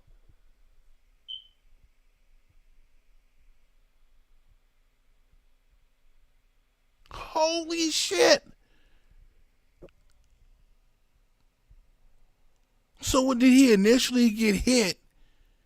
Got up like nothing, like he was sleeping or something, and just went on with his day, getting dressed, whole brain leaking out and all. What the November 2005, Chris is indicted, and his mother, who is still severely disfigured from the attack, manages to scrape together $250,000 for bail and stay with him every day, arm in arm, until his trial begins in May 2007. Prosecutors argue that from their findings, Chris had manipulated his friends at school, claiming that he was a rich kid, but in reality, he was just a con man. Not only did he regularly steal money from his parents, but he himself was responsible for the 2 burglaries at the Porco home. He'd pawned the electronics off on eBay because mom and dad had cut him off. And when they cut off Chris for a 3rd time, he, in a fit of rage, drove 300 miles in his stolen Jeep to murder his parents and frame it as though it was just a burglary that had gone wrong. The defense, on the other hand, says that no physical evidence actually ties Chris to the crime scene. However, it's this one detail that proves that Chris Porco is a cold-blooded killer.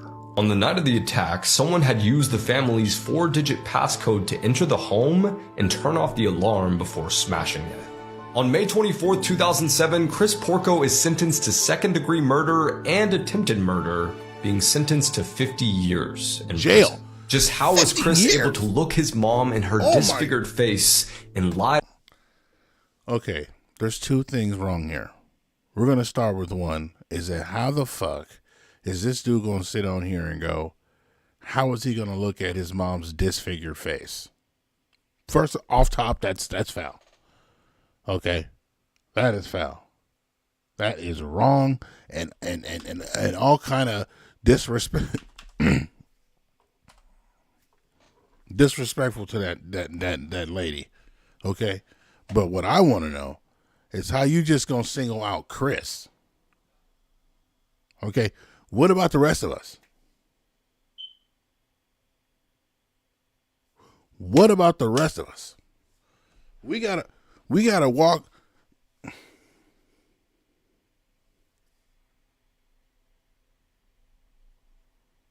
Do what you did to your mama. I wasn't even raised by my mama, and there's no way. There's no way I would not do that to my. Look at her poor eye. Look at the left eye, ladies and gentlemen. Look at the left eye. It's just out there. Like, does that even blink? Does it dry out? And then the haircut. What in the heck? Was this in court? Was this right after the accident? What are we talking about here? Because I would think before she got, damn, like her whole face is just shifted. That is.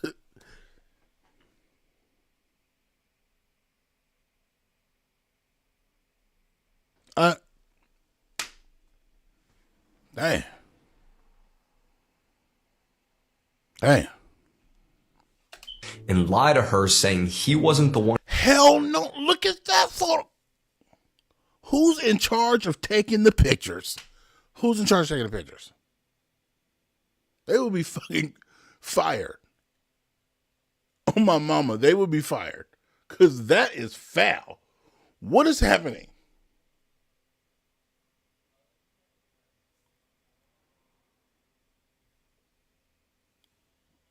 One who did it without feeling an ounce of remorse. A psychologist working on the... At all. He had no... Bro, you was in court with her.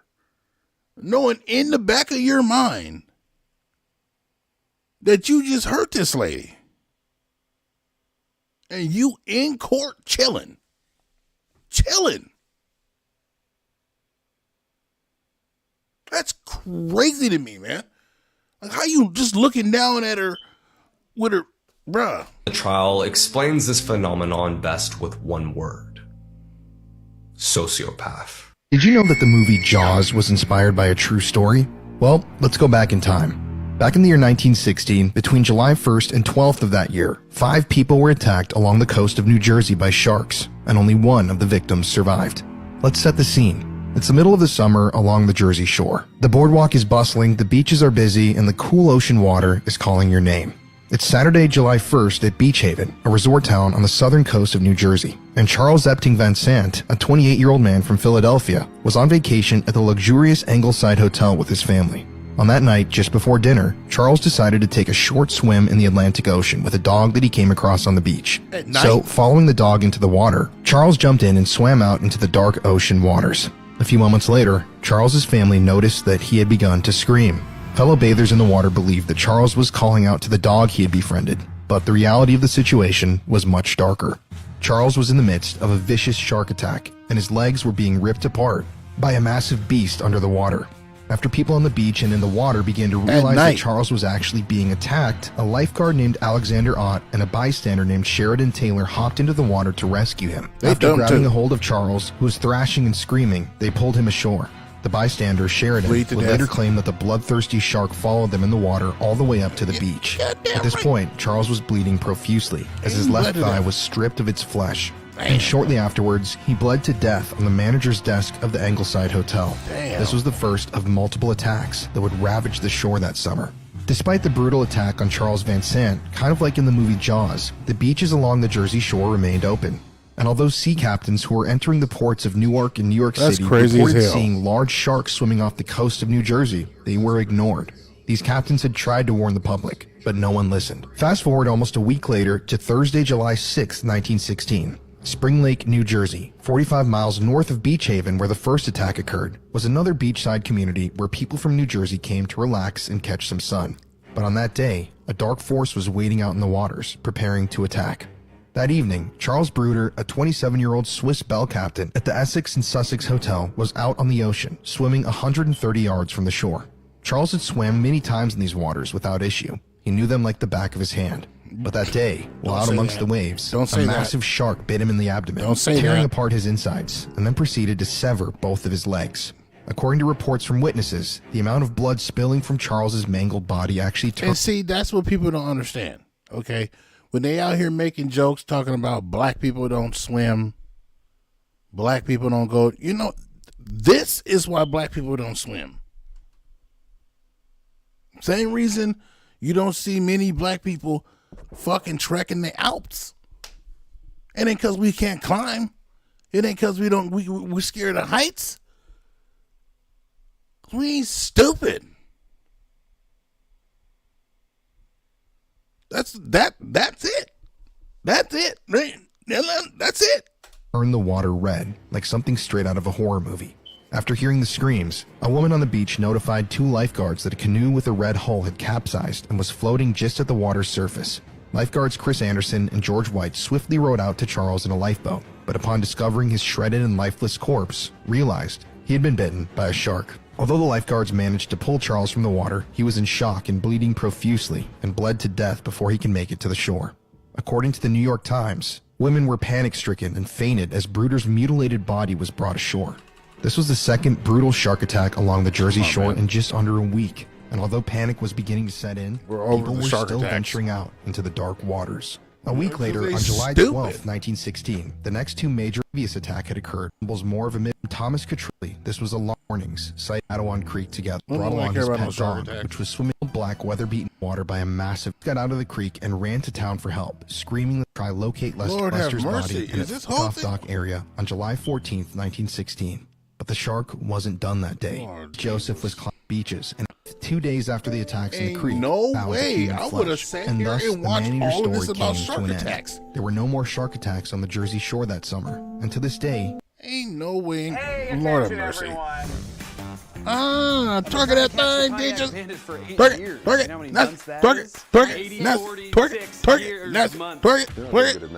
Target. I'm sorry. Oh God. Oh my God. Oh God. The woman in this photo is Barbara Baekeland, a model from the 1960s who slept with her own son in order to turn him straight. When Tony revealed to his parents that he was gay, it didn't exactly align with their morals, so Barbara went out and hired several prostitutes to be with her son. Joe Jackson. However, this obviously didn't work, so Barbara took it upon herself, saying to her sister, "You know, I could get Tony over his homosexuality if I just took him to bed."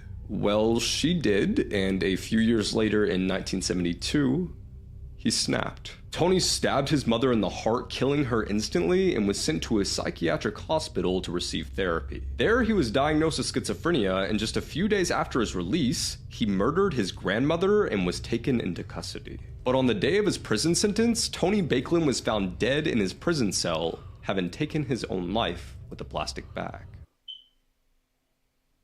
Wait. He suffocated himself. Do you know how he suffocated with a plastic bag? Bro.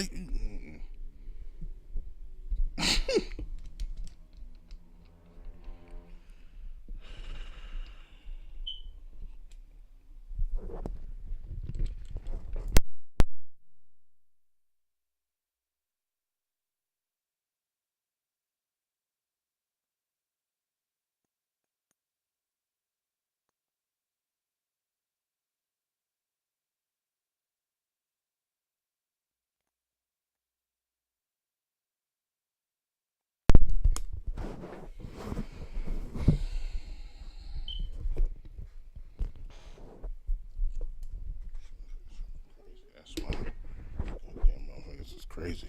Ain't no ifs, ands, and buts about it.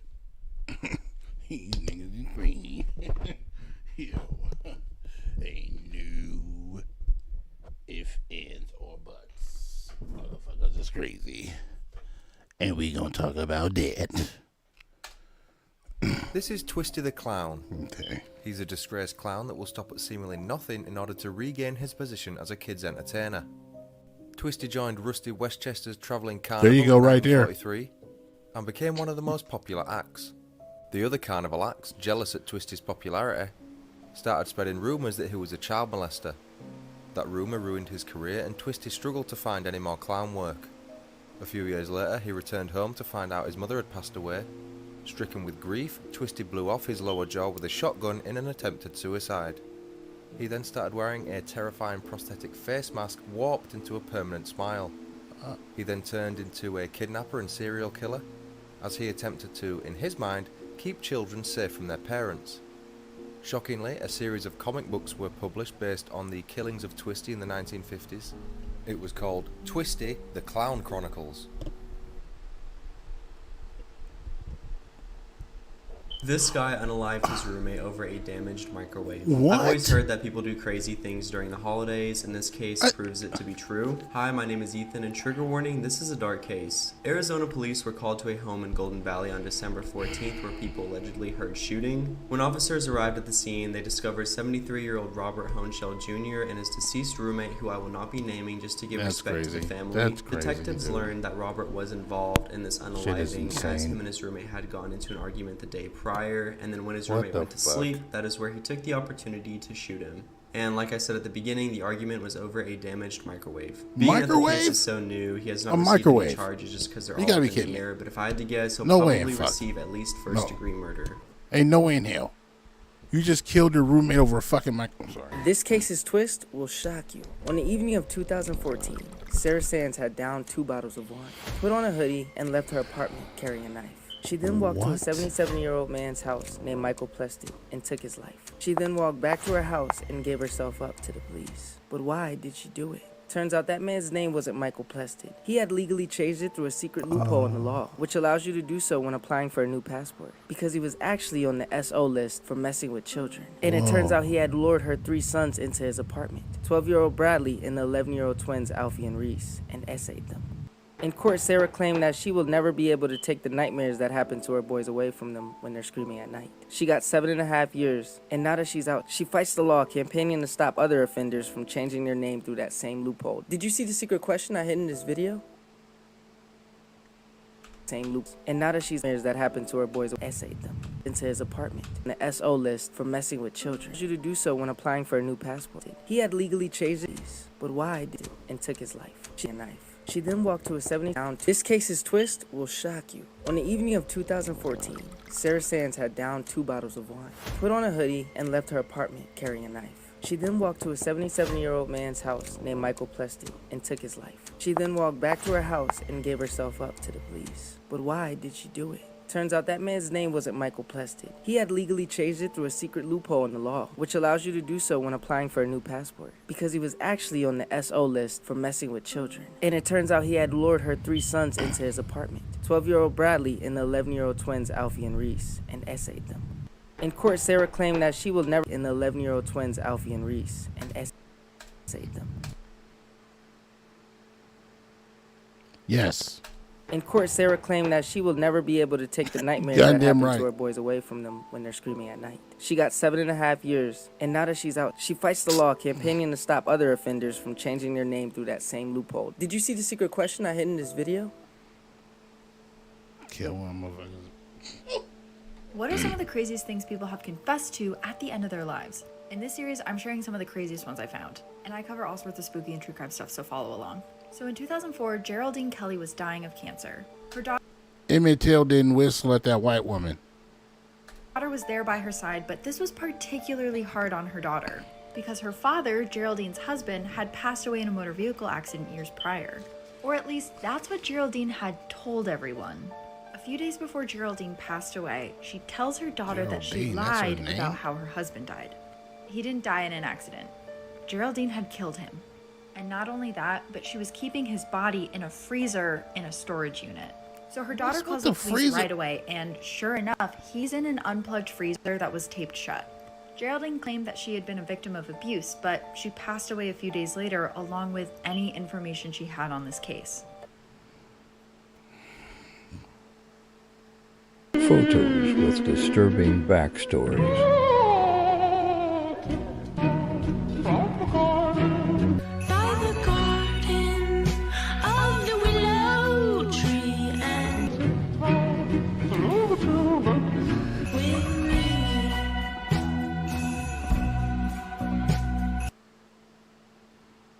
Why you show shit like that?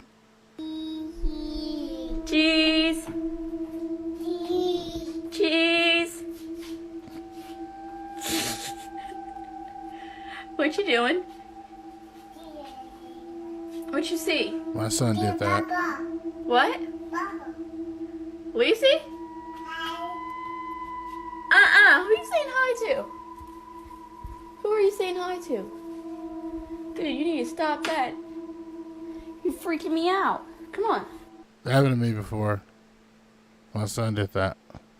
This video shows 10-year-old Cody Martin reacting to a prank for his parents' YouTube channel, Daddy of 5. Mike and Heather Martin started the channel in 2015 with the goal of showing the world that their life was a movie and, of course, having fun. And during their early years, the pranks were fairly harmless, but as views and money started rolling in, the videos got more and more intense. But one video in particular would lead to the channel's demise. The invisible ink prank targeted their son Cody, who was known on the channel to have large reactions due to his diagnosis of ODD, oppositional defiant disorder. It seems innocent enough, but then things go overboard. Defiant disorder? Why did you do that? It's just a prank, bruh. But viewers didn't see it as just a prank, bruh, and Mike and Heather received severe backlash, causing them to come out with, you guessed it, an apology video. However, this was not enough, because soon after, people reported the parents to the police, the channel was terminated from YouTube, and Mike and Heather were sentenced to 5 years on probation for 2 counts of child neglect. No shit.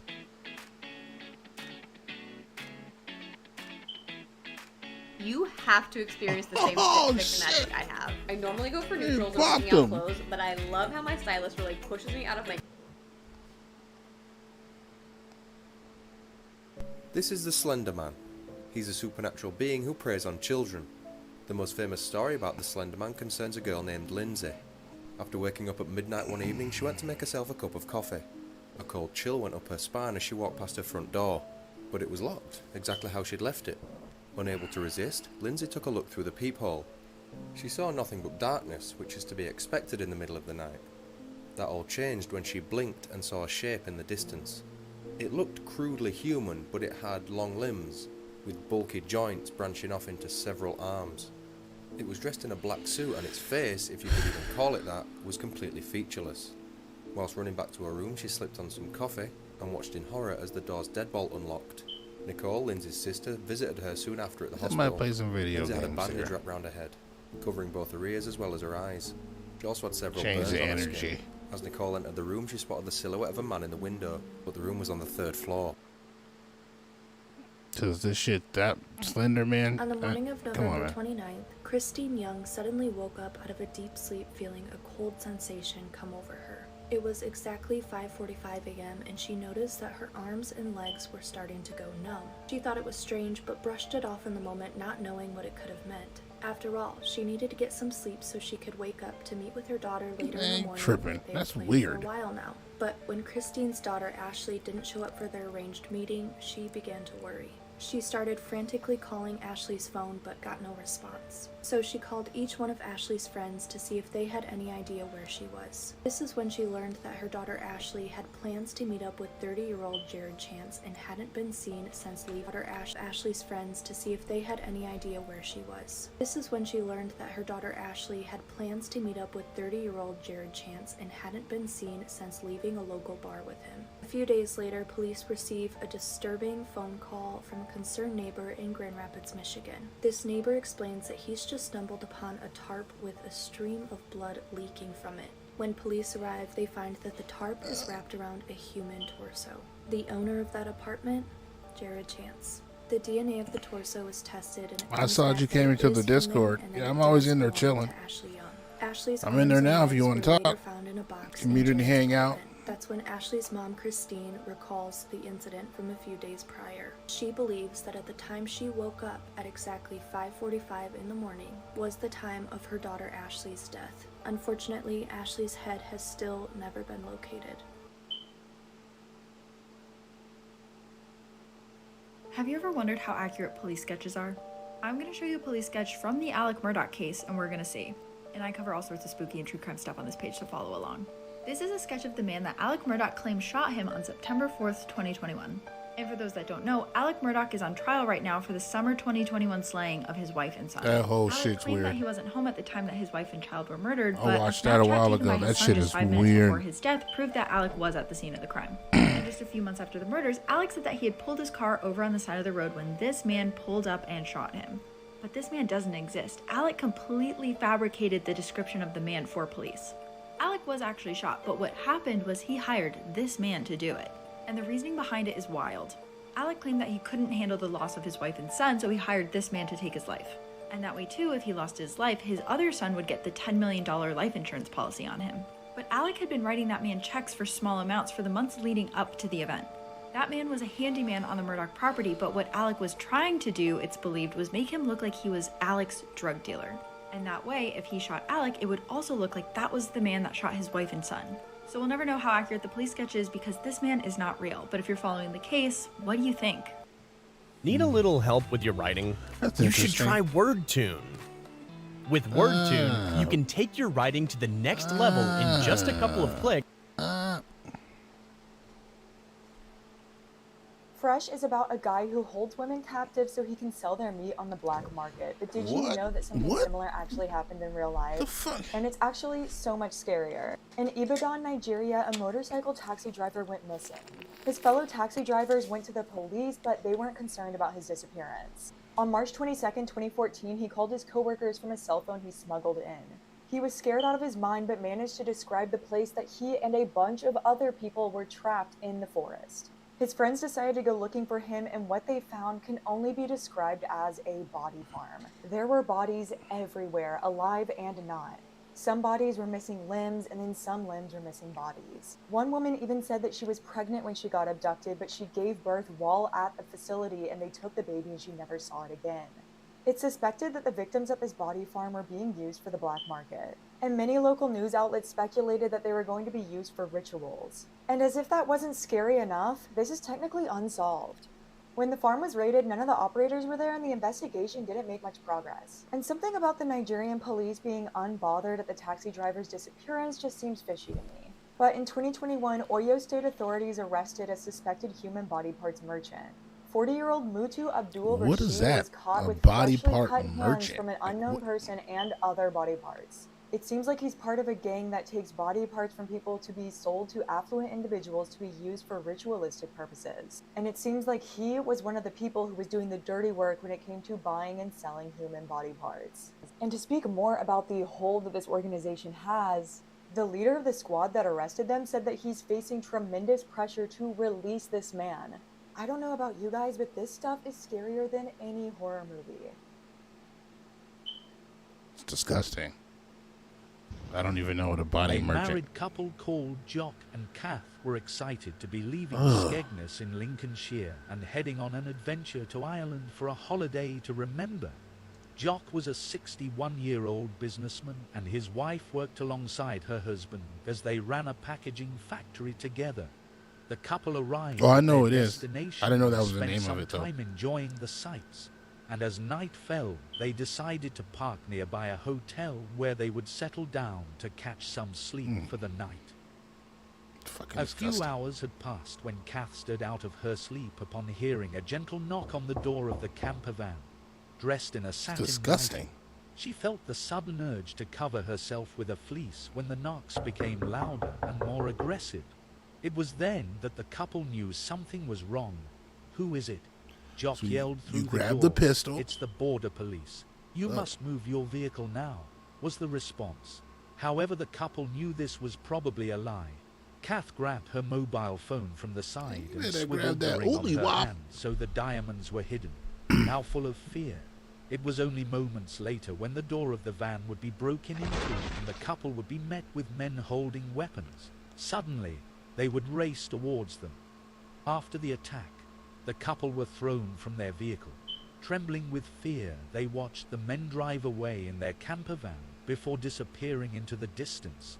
Injured and in pain, they tried to catch the attention of two lorries passing by, but the drivers drove past. But after managing to find their phone amongst the chaos and confusion, they would call the police, who were shocked to find the couple in such a state. 2 men would be caught, but this was an experience that would change the couple's lives forever. Here is a real picture of them after the attack. Oh, shit. Oh, they're hella old, man. Did you know that American Horror Story actually includes a lot of true crime? I'm True Crime Caitlin, and these are 5 real-life true crimes that are included within the American Horror Story series. In Season 1, the character of Tate Langdon mirrors the Columbine shooters, more specifically, Dylan Klebold. In the series, while Tate is carrying out his mass shooting, he asks one of the students if she believes in God before killing her. And this is something that was actually said by the Columbine shooters. In Season 3, the Axeman is based off a real-life serial killer who to this day is still unidentified. Exactly like within the series, the real-life Axeman warned that he would kill again, but that he would spare any houses that played jazz music. Like his name suggests, he would break into houses, murder and disfigure his victims using an axe. In Season 5, Lady Gaga's The Countess is based off Elizabeth Bathory, who through the 16th and 17th century murdered hundreds of girls and bathed in their blood to try and maintain her youth. Legend has it that she was a vampire. In Season 11, it is likely that Mr. Whiteley is based off Richard Rogers, who was a gay serial killer working as a nurse. He murdered and... When are we going to dig into that?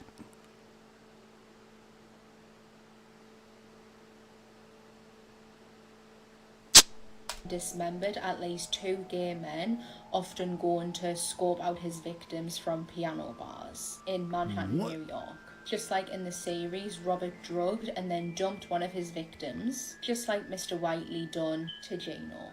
In Season 2, Dr. Arden is based off of Joseph Mengele, who was a physician at Auschwitz. They both performed disgusting and deadly experiments.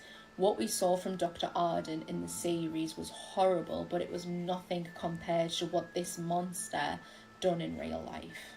And that is only a few. Comment down below if you would like a part 2. Holy fucking shit, dude. I mean, one more?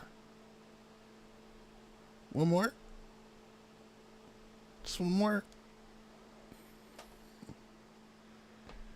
One more? One more? One more? Good. One more.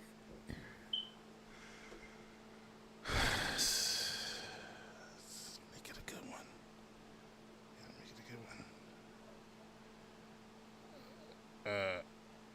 Did that say an hour and 20? No, thanks. No. Are they all that long? Oh, yeah, we're not going to do an hour. It's not happening.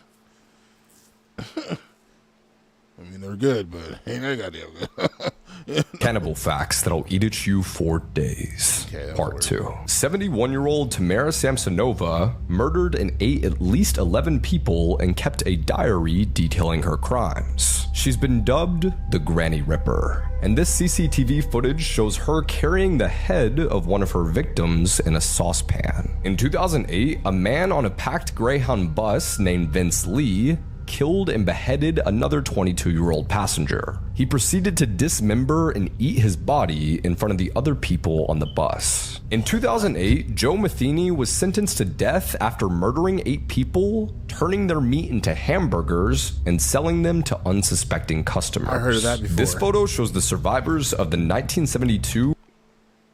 There's a movie on Netflix.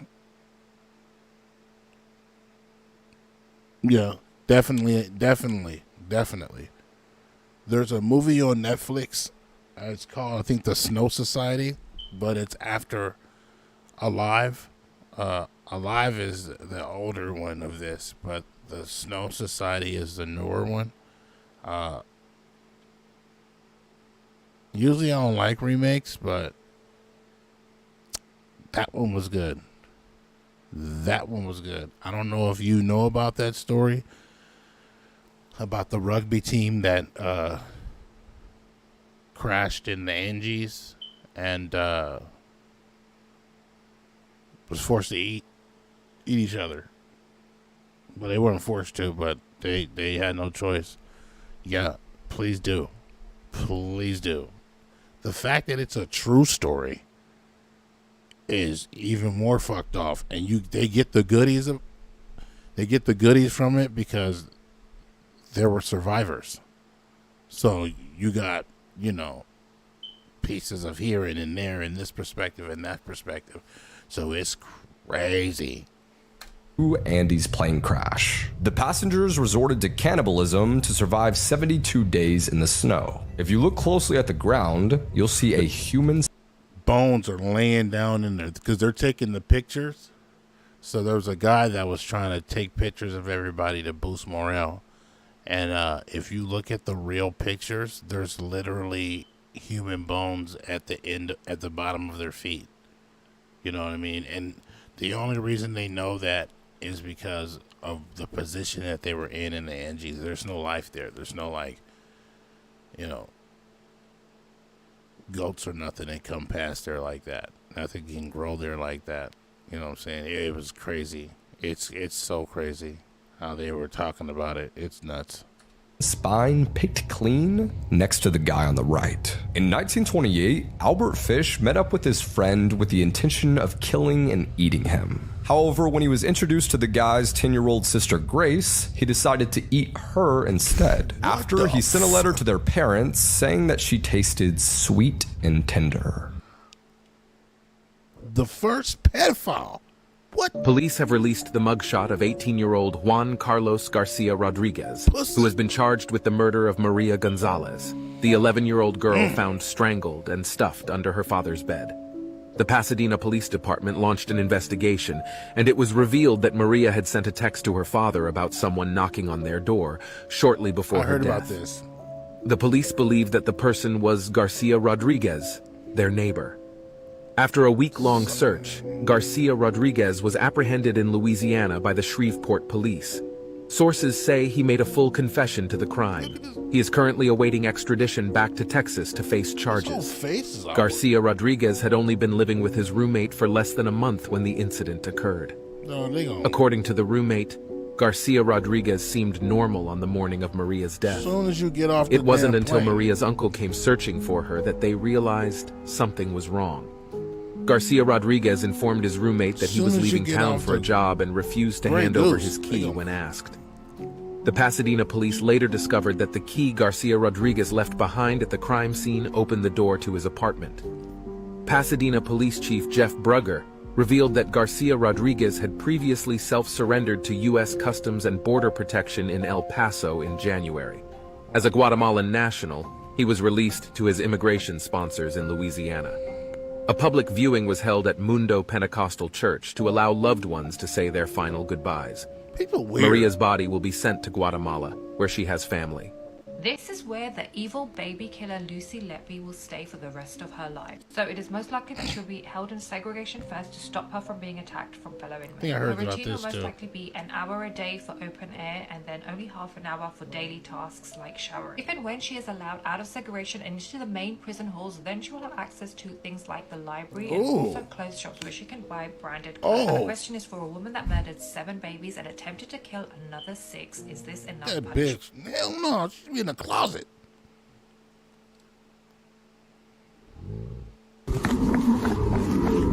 The Mexican cartel chainsaw murders video depicts the execution of 2 men, identified as Felix Games Garcia and Barnabas Games Castro, also known as Paulino Gomez Garcia, both alleged members of the Mexican Sinaloa drug cartel.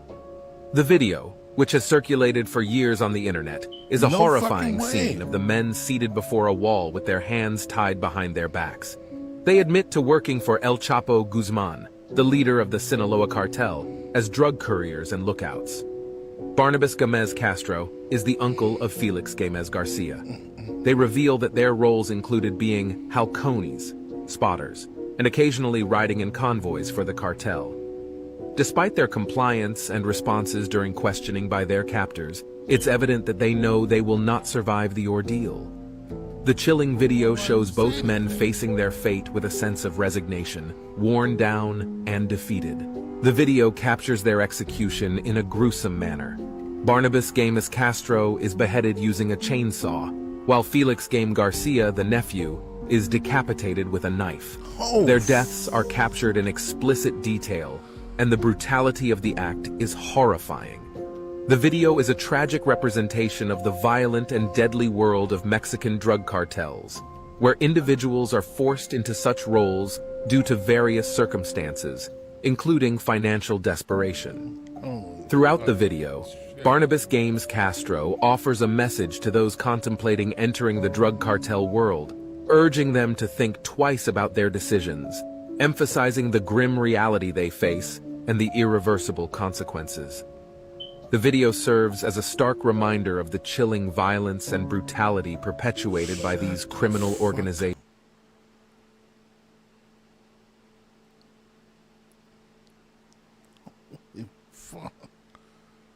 Whoa.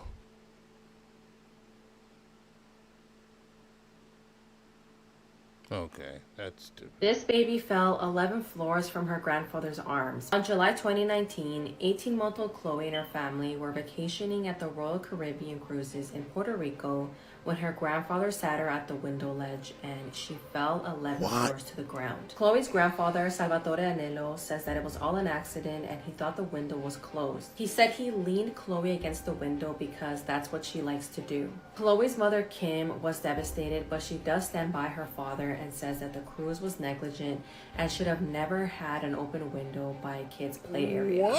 Chloe's family says she fell through that open window, set to slide open to provide ventilation in what's known as the H2O zone aboard the cruise ship.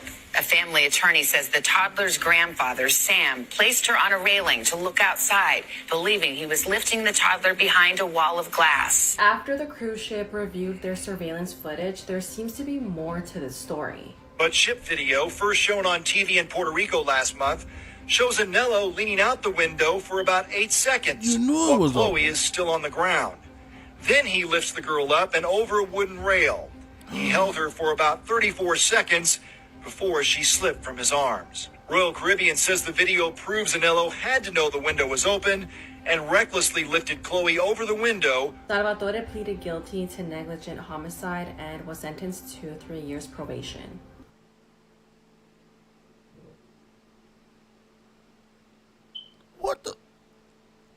Do you know the greatest serial killer in all of history? The one who allegedly had the most victims? Unlike Jack the Ripper, he's not very well known. His name is Chrisman Genipatenga.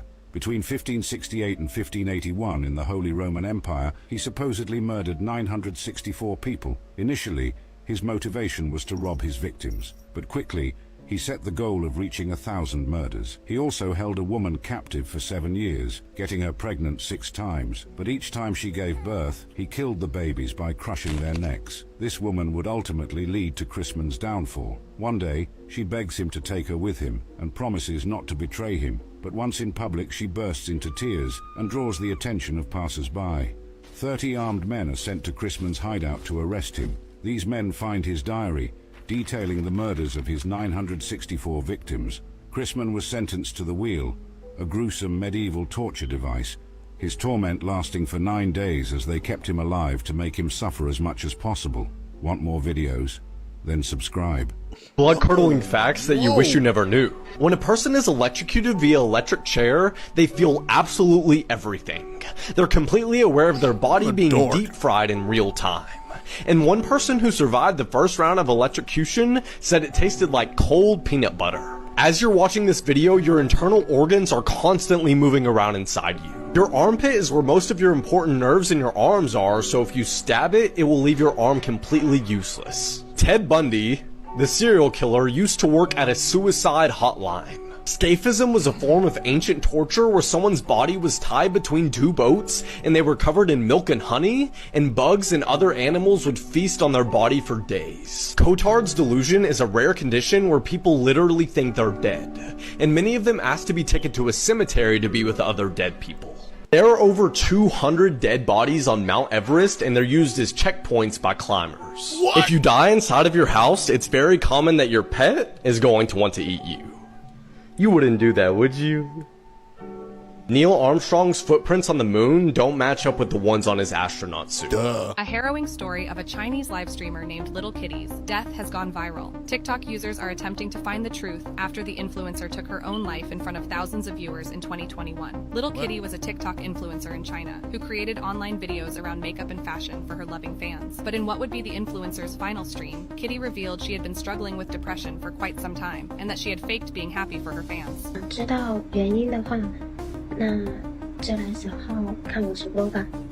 放心，这一条直播。Fans allegedly told Little Kitty during the stream to take a break for the sake of her mental health, but their words of encouragement turned to pleas when they noticed Kitty was drinking a brown liquid throughout the stream. While she told fans it was Coca-Cola, police later confirmed it was a toxic liquid. Some people were encouraging her, egging her, saying, "Drink, drink, drink, drink." She finished drinking the liquid, and soon news started circulating that Little Kitty had died. Devastated fans began theorizing why she may have taken her own life, pointing to trolls turning on her after her ex-boyfriend accused her of emotional manipulation. The influencer, named Z, alleged that Kitty threatened to harm herself during arguments. Meanwhile, Kitty accused him of cheating on her. What happened after her death was even more upsetting. 1 month after the shocking live stream, Kitty's ashes were stolen by a stalker who claimed they had wanted to marry her. Eventually, 3 people were found to be involved in the swapping of her ashes, and they admitted to trying to sell her ashes for $10,000 all these years later, and the story continues to shake the This is the dumbest shit I've ever seen in my life. Caution for the photo that you are about to see. This was captured on the Ring doorbell of Jessica Gerald on a 2014 morning around 3 a.m. It is the only shot that we have of the man who broke into her home. For context, this is a small town right outside of Omaha, Nebraska. Like, bad things don't happen here, or so everyone thought. Unprovoked and completely without motive, the man was seen on camera around 3, and then he uses a glass scoring tool where he very quietly makes a hole in the window and then enters through the living room. So the following morning, Jessica Gerald, she doesn't go into work, so her family is contacted, and they go to her home, where she is found without her head or her tongue. Media investigation was launched where the footage was eventually recovered. The man seen here had also posed her body without the head sitting up at her kitchen table. I was the most famous WWE star, but I committed a horrific act that would change my life forever. Creepy. My name is Tamara Lynn Sitch, better known under my wrestling name, Sunny. I quickly rose to fame in the WWE for not only my looks, but my great combat skills. After a lengthy career, I was inducted into the WWE Hall of Fame and life was going great. In 2022, I turned age 50, and one night, while I was celebrating with some drinks, I decided to drive home, even though I wasn't sober. I ended up crashing into the back of an old man's car at a stoplight while I was going a high speed. He died on impact, and 4 others received minor injuries. But my story gets even worse. You see, I had been arrested for driving under the influence 6 times before this incident happened. Holy fuck. I didn't learn from my crimes, and it costed the life of a poor old man. Many people question why I wasn't put in prison after so many instances, or why I still had my driver's license. I went to court and was found guilty, and was sentenced to 25 years in prison. If only I had been stopped during my previous instances, then this would have never happened, and a man would still have his life. Follow for more stories. For more. Rachel Del Tondo's former student has been named the prime suspect in her case. If you don't know, in 2018, Rachel was a suspended teacher in Aliquippa, Pennsylvania. On May 13th, she went out for ice cream with a friend, not knowing someone was following her. When Rachel was dropped off at her parents' around 10:45, she was shot 10 times right there in the driveway. But to understand what happened there that night, we have to go back to an incident 2 years before. The reason her millionaire fiance broke off their engagement and she was suspended from teaching. That winter, in February of 2016, police found Rachel and a 17-year-old student here in a, quote, steamed up parked car just before 2 a.m. Rachel told the responding officer that the high school football star Sheldon Jeter had just needed to talk. She said her fiance would be angry if he found out, so the officer agreed not to file a report or press any charges. About a year later, in May of 2017, the police chief decided to, quote, file that report in case someone got wind of it. And then suddenly in October, it was leaked to Rachel's boss and the media, all sent in an anonymous email conveniently just days after her fiance went to the station looking for more information. With that, Rachel was placed on paid suspension pending an investigation by the Department of Education. And within 2 months of said suspension, she got into a serious relationship with Sheldon's older brother, Bolton, the brother of the student she was seen with in that car. So, on the night Rachel was killed, we now know she actually got ice cream with Sheldon and Bolton's third brother. This seemingly did not go over well with Sheldon. You can see he texted his brother just 30 minutes before the murder, insinuating he was mad he wasn't invited. So, for the past 5 years, police have reportedly been building circumstantial evidence against Sheldon. They have GPS data, surveillance footage, and his history of stalking, but they cannot place her on Rachel's driveway that night. As of today, Sheldon is the only suspect in Rachel's case, and he's actually already serving life for the murder of his roommate in 2020. He shot Tyreek 7 times, again after going out for ice cream. He was the best guy around. What about the people he murdered? What murder?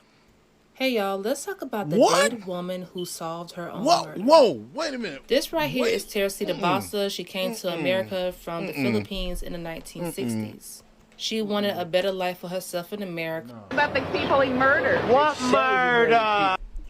The dude from Walking Dead is murder people? 7 times, again after going out for ice cream. He was the best guy around.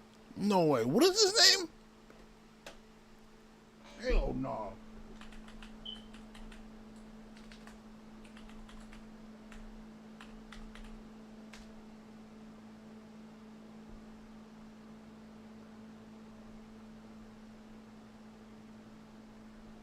Hell no. I don't know. Fuck that.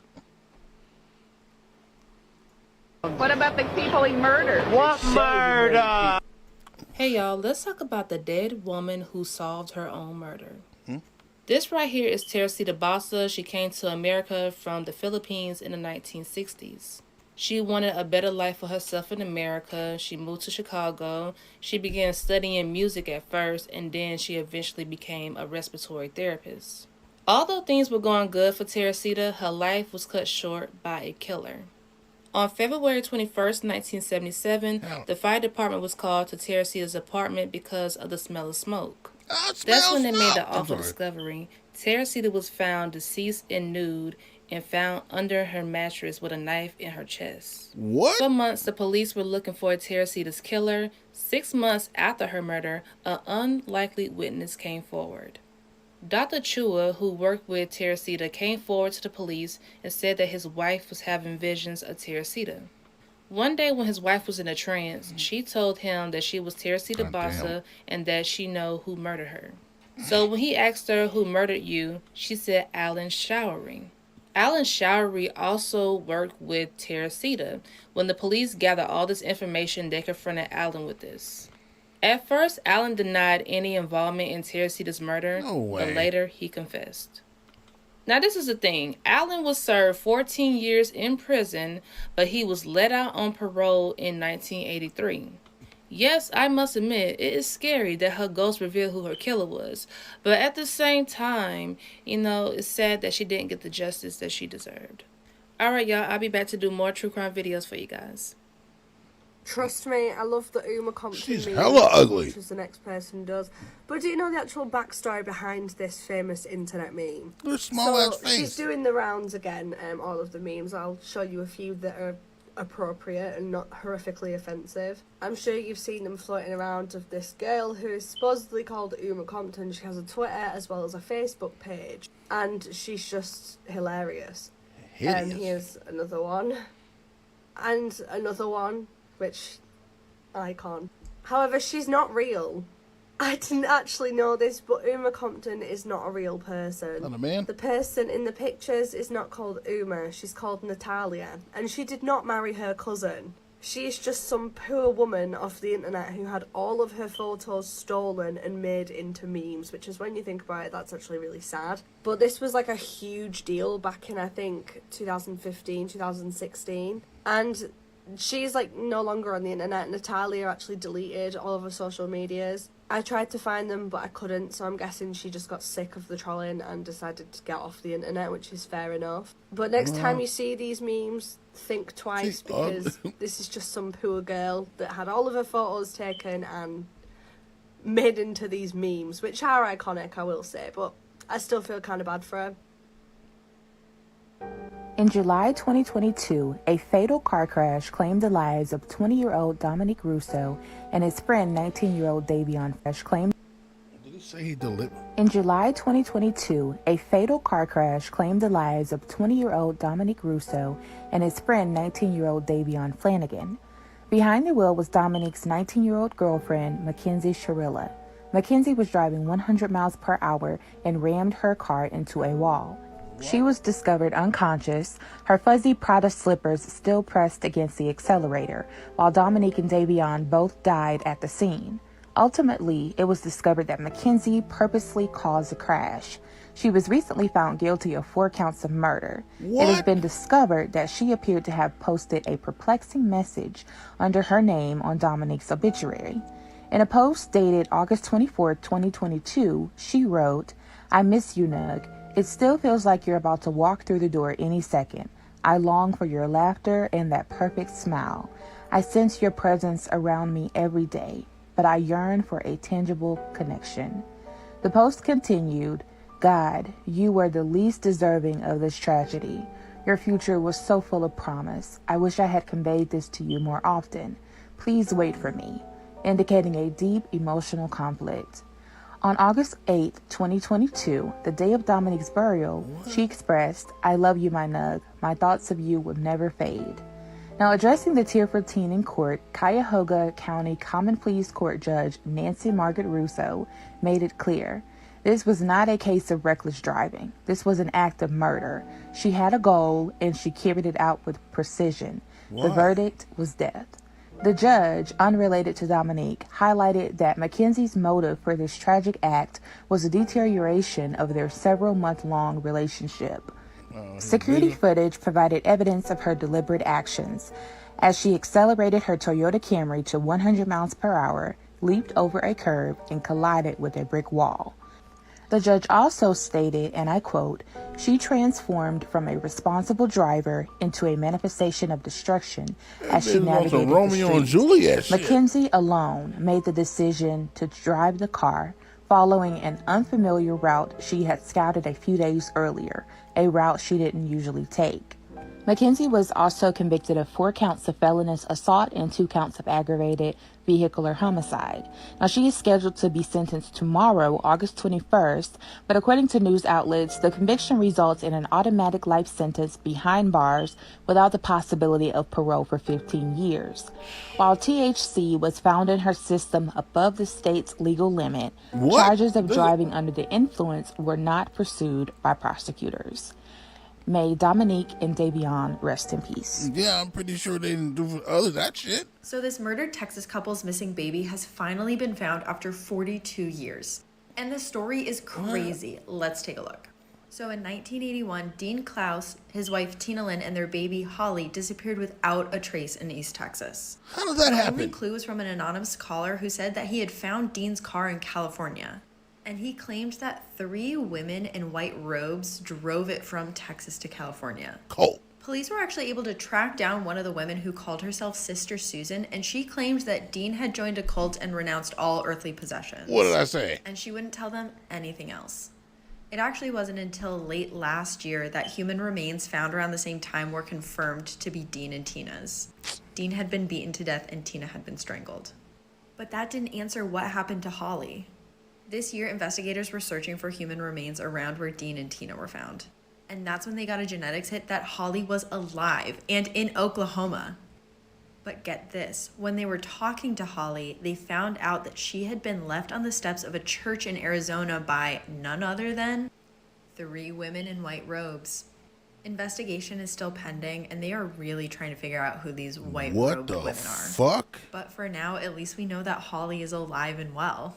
Man, I'm telling you, you gotta watch out. Breaking news, a Netflix software engineer has mysteriously vanished. They said 22-year-old Udonis was captured on security camera leaving his apartment building in downtown San Jose around 7:15 p.m. on Monday. His family stated he was seen getting into an Uber. 2 of his colleagues say they were able to speak with him prior to him getting into the car. The colleagues stated that he told them he was going to San Francisco to maybe meet a friend. They said the vehicle description was that of a black Toyota Camry with an Uber sticker. His cell phone, wallet, and backpack were found near the Golden Gate Bridge welcome Welcome Center in San Francisco. However, the items were found in different locations. It said someone who was on commute saw a phone and wallet sitting on a small grassy hill right between the Welcome Center and a coffee shop. There was also $30 cash in his wallet. His IDs and phone were untouched. However, the backpack was found the next day closer to the bridge, and it contained 2 of his laptops and personal documents. Additionally, they said that his phone showed his location at the Golden Gate Bridge the majority of Monday night. He was last seen wearing gray sweatpants along with a black hoodie and black shoes.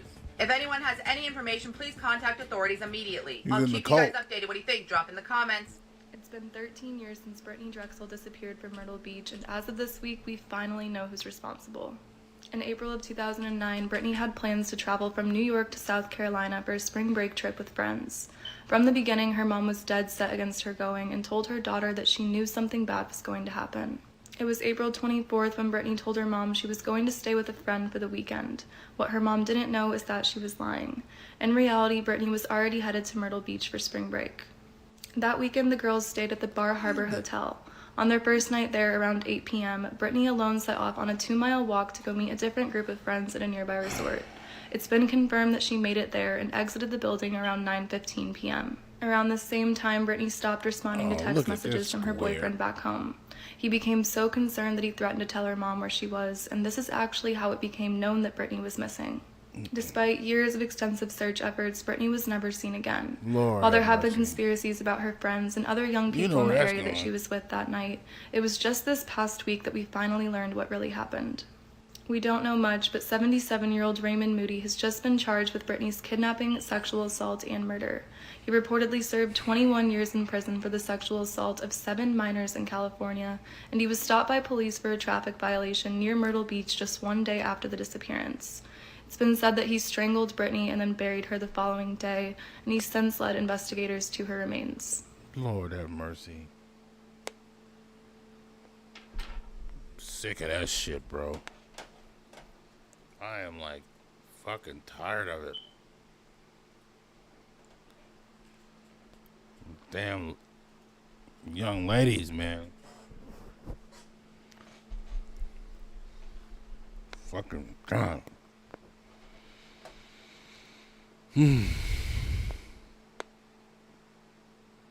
Lord have mercy, help me.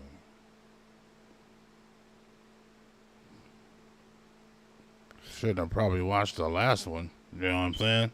Fuck.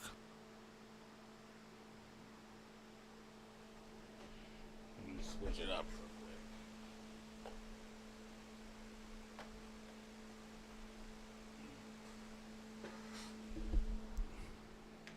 Hell yeah, that's sad.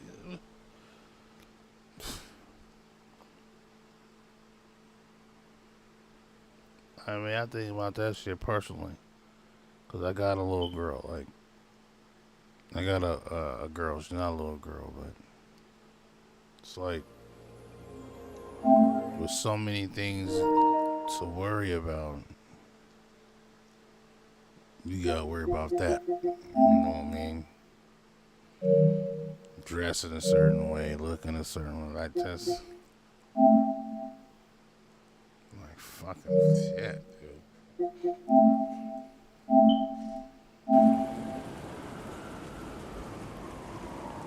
Wowzers.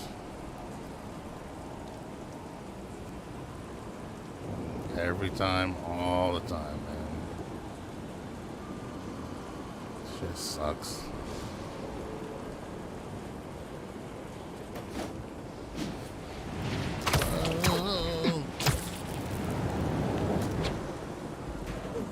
Clear it out and move on to the next.